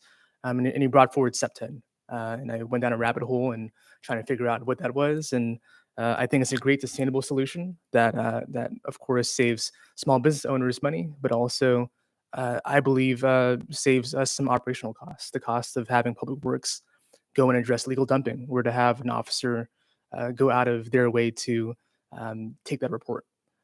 Those are all things that I think would be solved through a program like this. And so as we talk about sort of program goals, I think SEPTED and facade improvement can do all those things in one. And so, yeah, I'd like to make a motion to direct staff to return with a draft program structure for a SEPTED and facade improvement program to work with our city's new grant writing consultant firm, Townsend PA, to identify grant funding opportunities for said program, and also to include applicable property crime data in that report. Great. There's a motion on the I'll table. second that. All right, and there's a second to that motion. Any questions about the motion? Mhm. Councilor Martinez-Rubin. Yes, thank you. Questions about the motion? Yes. So what would be the goal? What do you see are the goals of the program? I mean, even just at this point, they can be developed later or refined later, but just now, unless we've had sufficient discussion that we've already can articulate that. If you'd like to touch on that, Councilor. It's exactly what the goals of both SEPTED and facade improvement are, and that's preventing crime and also beautification of our city. All those things can have a lot of great outcomes across the board. Okay. Thank you. Oh, pardon me. So Yes, may Councilor I? Martinez. Okay. So again, wearing the evaluator hat is what do we have as baseline now, right? To be able to say that indeed this program 3 years, 5 years down the line made any difference. And that's for staff to come back to us as well with some of what that may be. Thank you. Thank you. Any other questions on the motion? Mayor Pro Tem No Toms? question, but I just wanted to respond that in the presentation that we received, there's before and after pictures, and that really highlight the differences of being able to observe windows, doors, eliminate hiding places, kind of closing the gap of areas that are susceptible to criminal activity. All right, if there's no other comments or questions about the motion, we'll go to. Yeah, good follow up. So thank you for your comments. So let's have that as certainly as evidence, as I would like to say.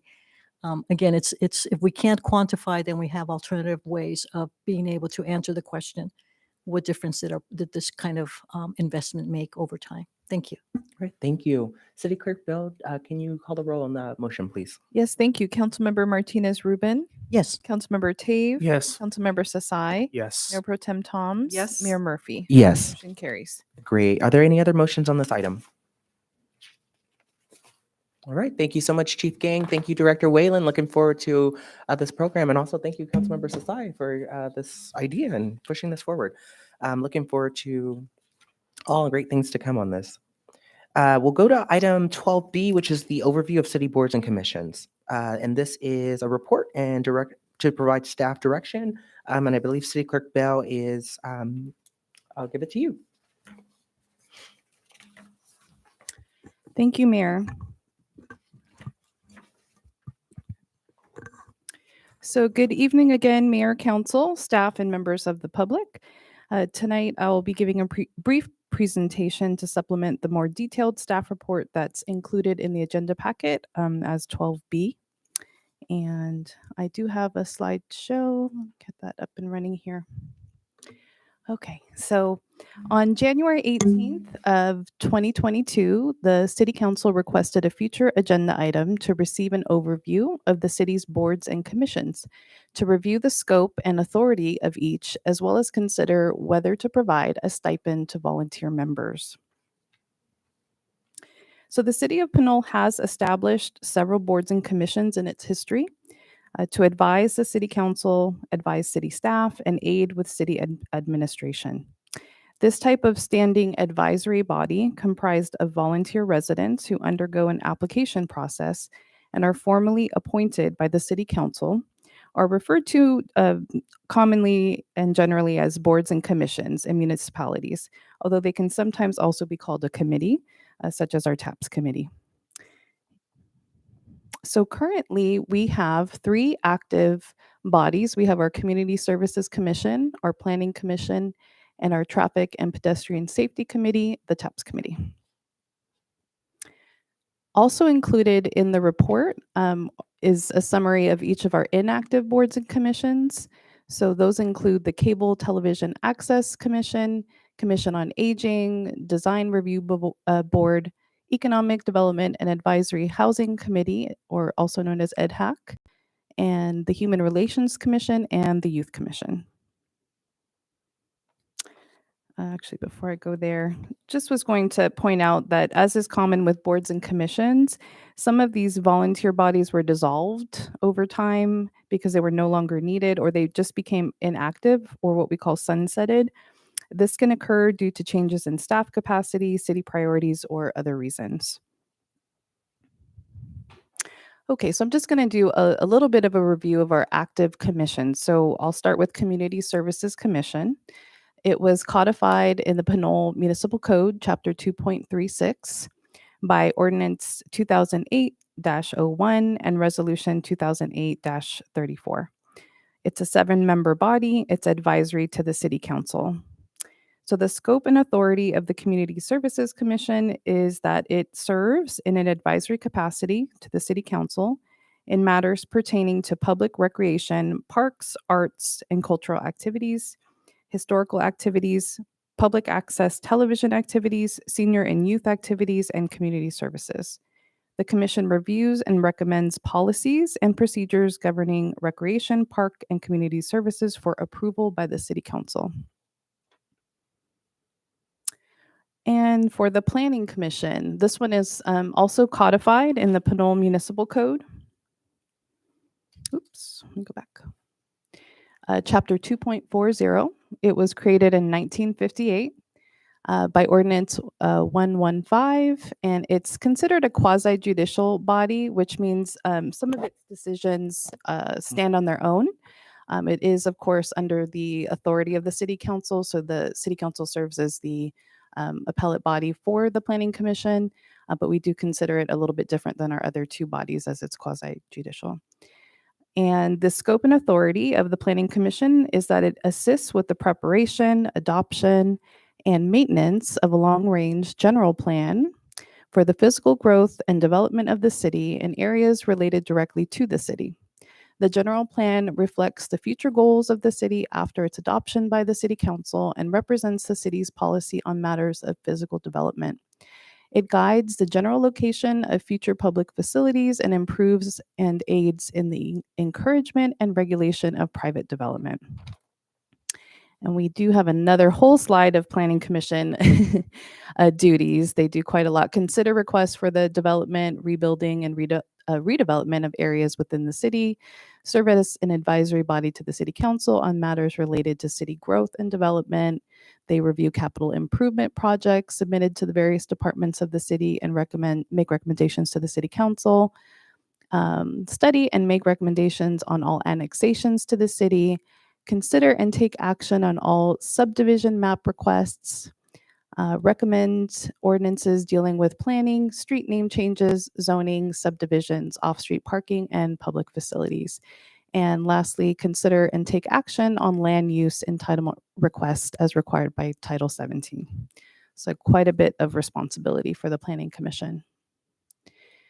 Okay, and then lastly, for our active bodies, we have the Traffic and Pedestrian Safety Committee, created in 2007 by Resolution 2007-14, later superseded by Resolution 2007-61.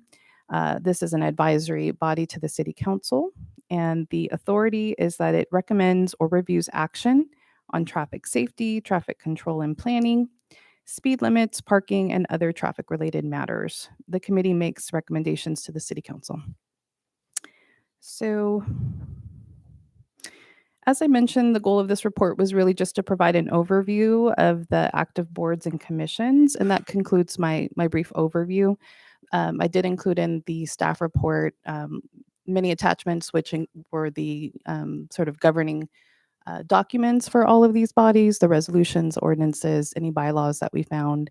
It was interesting going into the history and kind of digging up some of the inactive bodies. And so that's all included in terms of what we had on record, readily on record. So staff direction. So the item came to us with a request to sort of consider, first of all, to do an overview, but also to consider the issue of stipends for our volunteer members. So a question that I did include for council is would the council like to consider providing stipends to members of one or more of the active commissions? And I did want to just mention, I did sort of reviewed a recent kind of unofficial poll of the other the cities in our county. And just to see, I provide a little bit of detail about what the other cities are doing. And it really came back as sort of 50-50. About half of the cities were providing stipends and half were not. And then of the ones that are providing stipends, it ranges from about $30 a meeting to $250 a month. So there is a little bit of a range. And one of the common practices that I saw in our county, and I've seen sort of more widely, is that the Planning Commission often does get a little bit more if they are getting a stipend, often double what the other bodies are getting, just because of the level of responsibility that they have. So I just wanted to point out sort of that trend and kind of what's going on in our county for your consideration. And if the council did want to move forward with that direction, I would say, we have our two bodies that are codified in the municipal code. So that would take a referral to the ad hoc subcommittee if we wanted to take any action there. And then for the TAPS committee, that's actually was formed by resolution. So I wanted to point out that distinction there. Can you repeat that, City Clerk Bill? I'm sorry. Oh, the last part, just that two of our active bodies are codified in the municipal code. So if we were going to move in the direction to provide a stipend, it would require a municipal code amendment. And to get there, I think probably the most appropriate would be to a referral to the municipal ad hoc subcommittee. Thank you. Yeah. And then the second question, just that came up as I was going through, these bodies, is would the council like to refer the following inactive bodies that remain in the municipal code to the municipal code ad hoc subcommittee for discussion of removal?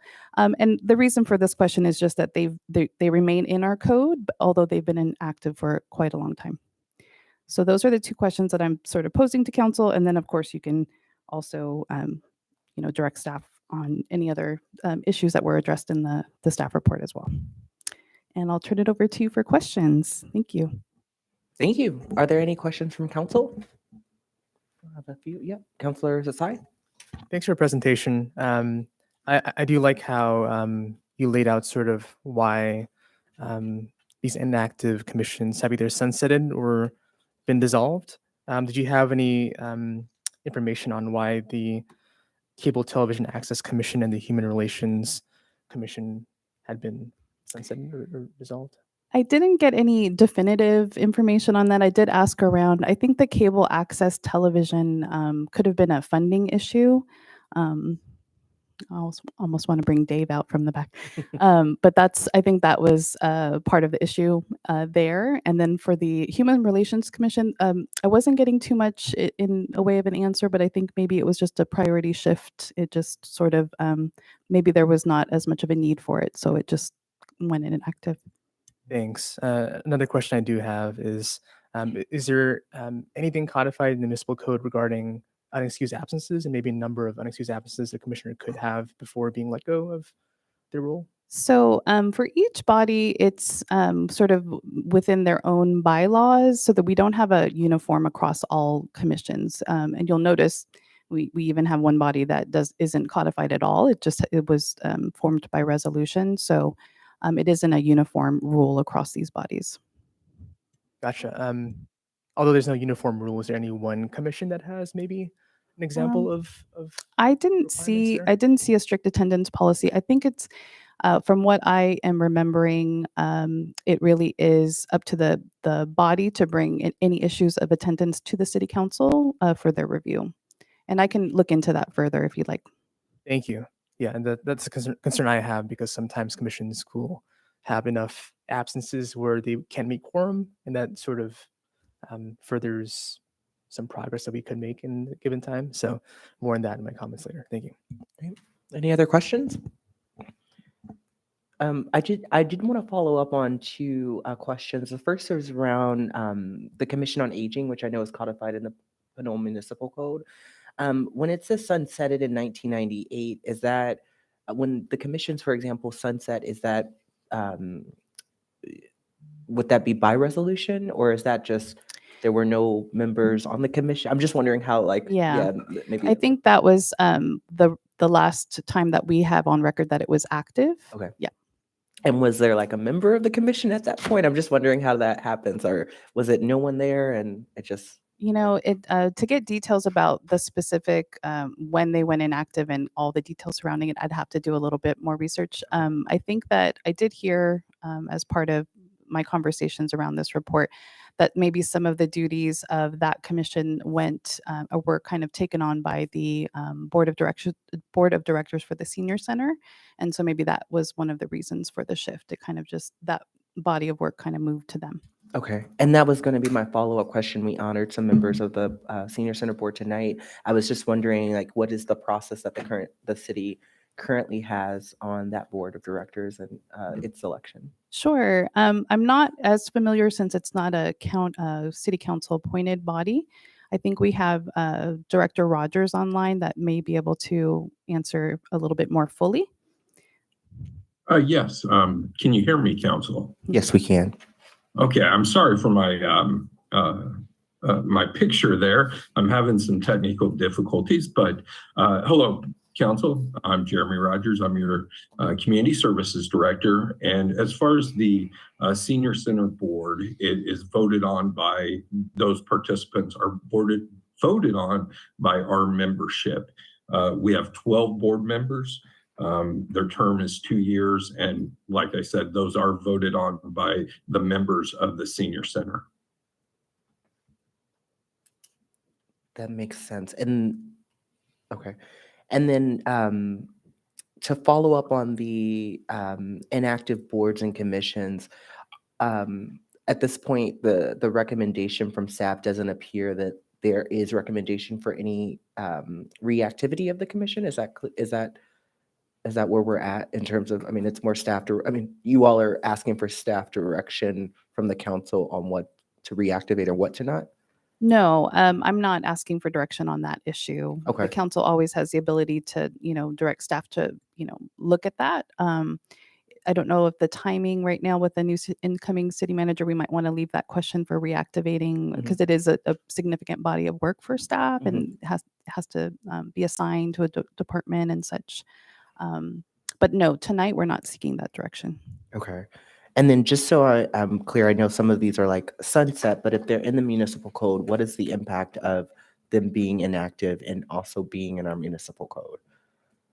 Yeah, I mean, there's no true impact other than we want to be as accurate in our municipal code with actual practice as we can. So I think at some point we probably should address it. I mean, I'll look to our city attorney as well to see his thoughts on that.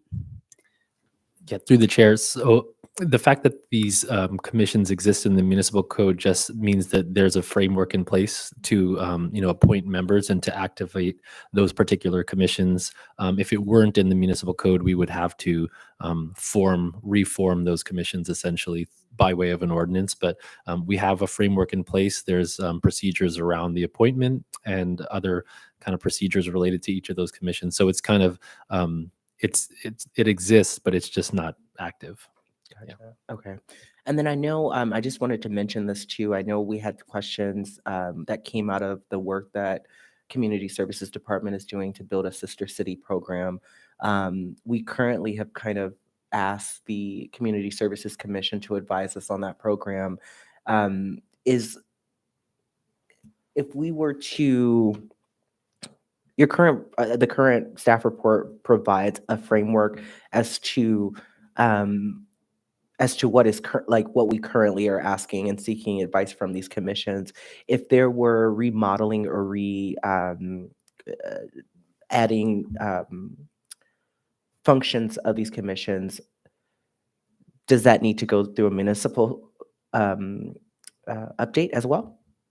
Yes. Thank you. Okay. All right, that's all my questions. Do we have any public comments on this item? We do. Irma Ruport and Rafael Menes.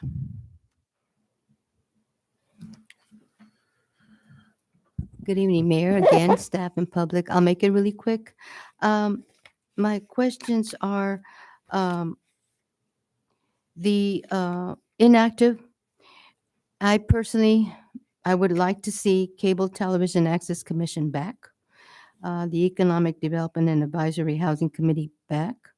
The Youth Commission, in my opinion, could be probably referred to the Community Services Commission since each one of the members represents a school. And I met 3 of the student council members at the coastal cleanup this weekend, and they're sharp. Sometimes I think they're smarter than we are. They talk to you and they're very pleasant and they teach you a lot and want to talk. So in my opinion, to get the youth back in the city, I think maybe the community service could serve at least maybe once every other month or something of a role for them to do play and come into the community. And sitting with us to discuss issues that they have out there. I think it's important that we all bring these ideas together as a community with our youth. And the other thing is, I like to see an oversight committee. Oversight includes everything under the sun of the city that's happening. As an oversight, we might advise or give ideas. And these would be people whom really been in the community who, I don't know, it's just an idea that I'm putting out because you guys might need some help and advice from people that been here, and then we'd be your ambassadors out there on the streets or neighborhoods and be able to talk to our community because you don't have a whole lot of time. I see that you're busy trying to run the city. And the other question I would like to see also is it possible, just an idea, for 6 months to a year, maybe a limited time, can we also allow some of the volunteers in some committees whom some vacancies in other committees not have a vacancy for a long time, maybe appoint somebody for at least 6 months to a year until we fill that position? Because I see sometimes these commissions aren't really filled, are lacking opening. So just an idea, Mayor. I mean, I'm throwing a lot of things out to you guys, but I think revisiting some of these would be awesome. Less work for you, give us some give us some feedback on what we can do as a community services commission. I got on 2 months ago, and I'm excited to be a part of it and bring the kids back to our government. Thank you. Do you have any other public comments? Yes, Cordell Hindler. And first in person, we have Rafael Menes. So we'll start with Mr. Menes. Yes. Thank you. So, good evening again, Mayor, Council, staff, members of the public. My name is Rafael Menes. I'm a resident of Pinole. And importantly, for the purposes of this discussion, I'm also a Pinole Planning Commissioner. So I'm not going to even address the first question at all because that would be an obvious conflict of interest. But with regards to the second question, I'm not sure why the Human Relations Commission went away. It seems like it's a worthwhile idea, frankly, to have a commission whose dedicated purpose is to, where was it? 231. Develop positive human relations through education, encouragement of greater respect and understanding between people, their equal opportunity rights under the law, and the recognition of the racial, ethnic, religious, and cultural diversity of the Pinole community. The purpose of the Human Relations Commission shall be to initiate educational and cultural programs, promote tolerance and mutual respect between all persons, and evaluate and make recommendations regarding discrimination charges levied against the city upon the direction of the council. Now, I don't know how many discrimination charges have been levied against the city in recent memory, but the rest of that still sounds like it would tie into, at the very least, the Cities United Against Hate campaign and would be worth maintaining. I think that the Commission on Aging has largely been superseded by the Senior Center Commission, so it might be worth revising that in the municipal code ad hoc committee to make it clearer sort of where the line is there. And I suspect that the Commission on Youth, even though it's not in the municipal code per se, might end up sort of being de facto replaced by the high school interns that the city's trying to implement. I'm not 100% sure how much overlap / not overlap there is there. I know that for economic development, effectively speaking, the city's got all the various economic development plans going on there. So that pretty much covers it. The design review board basically got swept up in the Planning Commission ad hoc, and the Cable Television Access Commission staff already went over that one. So I think that's all the comments I have on this item. Thank you. Thank you. Any other public comments on this item? Yes. Hi, Mr. Cordell Hindler.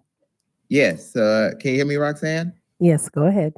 So good evening, Mayor Murphy, Council. My name is Cordell Hindler, and I'm a Richmond resident. So I do agree with Ms. Irma. The idea of having the youth back into government, I think that would be very beneficial because these kids are like they're smart. I mean, they can show us, and it's like, wow, I never knew that. So if we had the youth back for the commissions, that would be a bonus. One, number two, because thank you, City Clerk Bell, for this presentation. So, because I looked at other cities around us, and Richmond, we have an active boards and commissions that meet monthly, and I have participated in some of their meetings, and I find them they're very active. So that's two, and then the third one is like having giving stipends to volunteer members. I think that's very important as well because they deserve a little something like for participation in the meeting. So, because if you look at, because I know the city of El Cerrito, they have commissions too. So, my recommendation is to give the commissioners a stipend because like especially for the youth commission, it's like they might get about $30 or $50 per meeting. So it'd be very beneficial. So my recommendation is to give the commissioners a stipend for for attendance of meetings. So that's that. Thank you. Are there any other public comments on this item? Yes, Christy Lamb Julian. Hello, can you hear me? Yes, go ahead. Okay. Hello. Good evening, Mayor Murphy, City Council, and City staff. I'm gonna keep this short because it is late. For those of you that don't know me, I was previously on the Community Service Commission and currently serving on the Planning Commission. During my community engagement activities, the consensus regarding civic engagement barriers was time, misunderstanding, and financial strain. For people to exercise their civic power and voice equitably, we must change the way we think about civic engagement and make transformative changes. I encourage City Council to do what they can to remove these barriers and encourage civic engagement to build our community's social capital and intentionally realizing our full potential by by keeping active the Human Relations Commission as well as the Youth Commission. Thank you. Thank you. Any other public comments on this item? No, there are no more public comments. All right, so we'll bring it back to council for additional discussion, questions, or comments. Mayor Pro Tem Toms. Yeah, I just had a couple of comments in that, the Cable Television Access Commission, a lot of those duties were folded into the role of the Community Services Commission. Some of the Human Relations Commission scope was also folded into that, to Community Services Commission, but not the entire scope. Yeah, but I would like to see this forwarded to the Municipal Code Committee for further discussion and recommendations for, how to deal with the inactive committees and commissions. Oh, and the other thing, if we're looking at the Community Services Commission, there might be a spot where, because I've watched the Community Services Commission meetings and I don't always see, sometimes I barely see a quorum. And I'm wondering if we can open that up to students, maybe 2 seats specifically for students, if there'd be an interest there.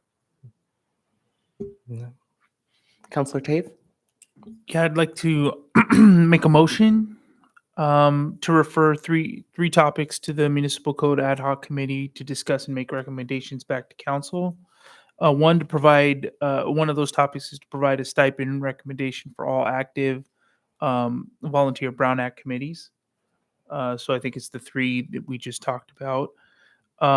2 attendance recommendations for those committees, and 3 youth commission framework to establish a new commission. Great, there's a motion on the table. Councilor Tave, do you mind an amendment to that motion of interest maybe to you? But I'm intrigued with how we've transitioned the Commission on Aging to the Pinole Senior Center Board of Directors. Perhaps that can also be of discussion to you all. I want to include the stipend conversation to those folks, Okay. as well as I think Director Rogers mentioned perhaps an election that happens, and I just want to make sure that those points of conversation are into that motion as well and discussion by the Municipal Ad Hoc Committee.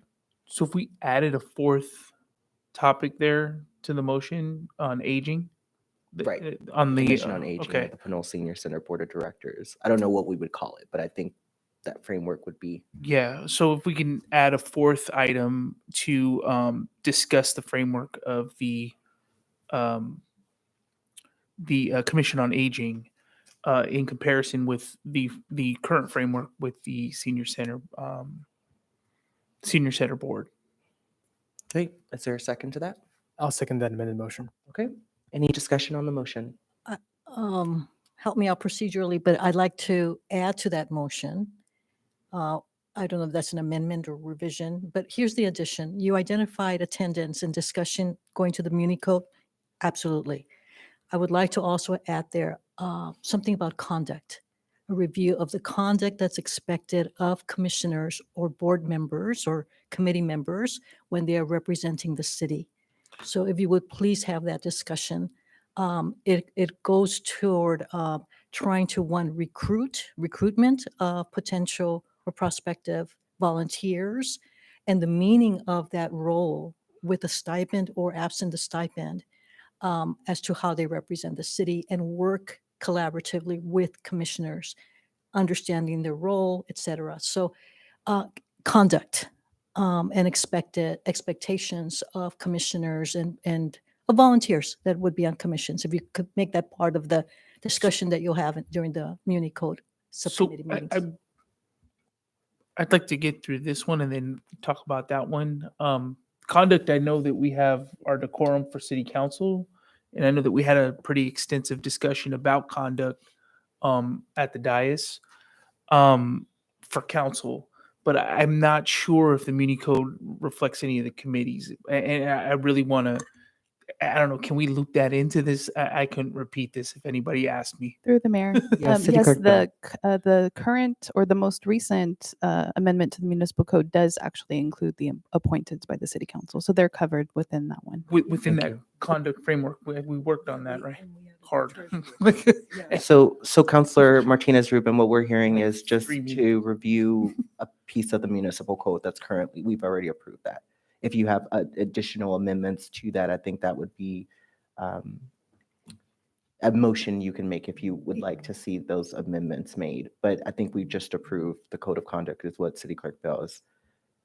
Okay, let's so get we through have this that. one and Yep. I'll add one. Thank you. Solid. Thank you. It just because I know there's work that's already been done, and I'm not sure how that connects or how with the enforcement of that work, right, and that action. So, I would just like to include my motion motion as is. with the 4 topics that we discussed. To repeat those topics would be provide a stipend recommendation for all active volunteer Brown Act committees, attendance recommendations back to the council, and youth commission framework for a new commission, as well as a review of the commission on aging in comparison with our current practice with the board. Thank you. For Second, senior Councilor Tabe. center. Thank you, Councilor Tabe. Councilor Sasai seconds. Any other discussion or questions about the motion? All right, City Clerk Bell, please call the roll. Thank you. Councilmember Martinez Rubin, Yes, thank you. Councilmember Tave. Yes. Councilmember Sasai, Yes. Mayor Pro Tem Toms. Yes. Mayor Murphy. Yes. Motion carries. Thank you. Other motions folks would like to make on this item? Councilor Martinez Rubin. I'd like to move that the Muni Code Subcommittee take a look at the code of ethics and or conduct that we have that's applicable to all boards and commissions, and discuss how, in practice, that would relate to the commissions and boards for continued representation on those of the city on those boards. All right, is there a second to that motion? I'll second. All right, there's a motion and a second. Any questions about the motion or discussion? So I did want to ask, okay. I know that we had our discussion about conduct and expanded that to our committees. One of the things that I wanted, this decorum for city council meetings, there's several sections that I haven't, like the California Penal Code and section 148 and section 403. I'm not sure how this is reflected in the conduct of a Brown Act meeting. And if this language was added to that, and if not, like we could potentially, have that discussion in the Muni Code to try to incorporate this, because I think this kind of lays out everything that you should and shouldn't do, and really gives clear direction as to what the procedures are if somebody is out of order. Through the mayor, I'd love to also offer to the discussion, all of what we're doing right now is wonderful. We're making improvements to the approach to our boards and commissions. One of the things we're going to be working on this year that we identified earlier in the year as a project is a guidebook for the commission members that would have all the resources like the code of conduct, and we do a certain level of onboarding, but like Councilmember Tave is suggesting, there are other resources that we could also include, and then sort of standardize the onboarding, a little more training, a little more. We've made improvements incrementally with these bodies. They've become more formal, which is, I think, a good thing. I think the commissions have benefited from some of the changes, but it's a work in progress. And I think that guidebook can be really helpful. All of the changes that we're going to be making, especially if, stipends would be a great improvement. All the things that we can do to encourage the success of these bodies. But I think, I think some of the guidelines are there, and we could certainly, have staff help to look at those more closely, but also just kind of, I think it's sort of a training and a practice and compiling that into a nice guide and tool for the commissioners is also a goal that we have for the end of the year. So hopefully that's helpful with, some of these questions you have about applicability. Yep, very helpful. Thank you. All right, there's a motion and a second on the table. If there's no other comments, we'll go to City Clerk Bell. Pardon me, Mayor, one more comment. Yeah, thank you for pointing this out, Councilmember Tabe. I recall that in our discussion about the code of ethics among council, I certainly pointed to the fact that I wasn't so concerned at that point, so concerned about our conduct on the dais. We understood our roles. We understood that it was important to collaborate and be respectful of each other. And at that time, I thought about outside of this, or members of the public's conduct. In what I'm thinking about and applicability in your consideration as in subcommittee is for how decorum would apply on the dais by members of those commissions and committees. Right. Yeah. Thank you. Thank you. City Clerk Bell, please call the roll.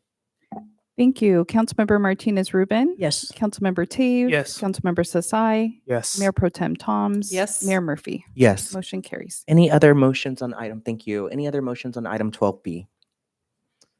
All right, thank you so much. That brings us to our next item, which is our second citizens to be heard forum for anyone who didn't speak during the first one. Madam City Clerk, do we have any public comments on this item? Yes, we have Cordell Hindler.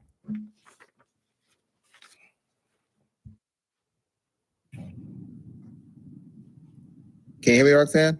Yes, go ahead. So good evening, Mayor Murphy, Council. I am Cordell Handler, and I am a very concerned Richmond resident. So here are the three things that I was going to address to you this evening. So number one, if you recall, every time when Mr. Anthony calls in, to raise some concerns, his time has expired. And I have looked at other cities in West County, and the mayors do allow the public to finish their comments. So your constituents have voted for you, and I mean, you can't just cut their time. That's not very professional. That's one. Number two is as I stated before regarding the proclamations, there are too many proclamations on one agenda. So you would have to prioritize, have the first three for the first Tuesday and then the other third for the third Tuesday. It would be very beneficial. Number three, I am in full support of Neil Gang as the interim city manager. I think he has done a terrific job while City Manager Murray was not in attendance. So that's three. And then finally is when I was looking at the strategic plan, I looked at the reorganization chart from March of 2021. Now here it is 2 years later. It's like it's not a good look. It's not a good reorganization chart. So hopefully when the new city manager comes on board, whoever that person might be, hopefully they will figure out how the reorganization is going to look like. So hopefully that you'll listen to your constituents. They have voted for you. And then also, because I was disappointed at the last meeting, I have watched it and I was appalled because I looked at the Robert's Rules of Order and it says call the question, meaning okay, let me back it up. The only request that I would have is the comment. If the public is allowed to speak for 3 minutes, the council should consider doing the same thing because other cities have a 3-minute limit for council and public.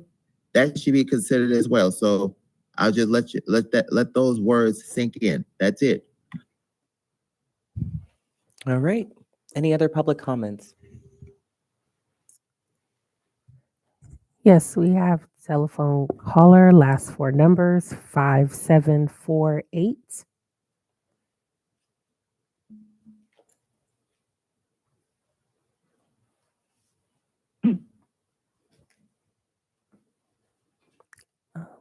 Looks like we lost him. Okay. And there are no more public comments. All right. Do you want to wait 1 minute We just can, to see if yeah. they come back? Mhm. Thank you.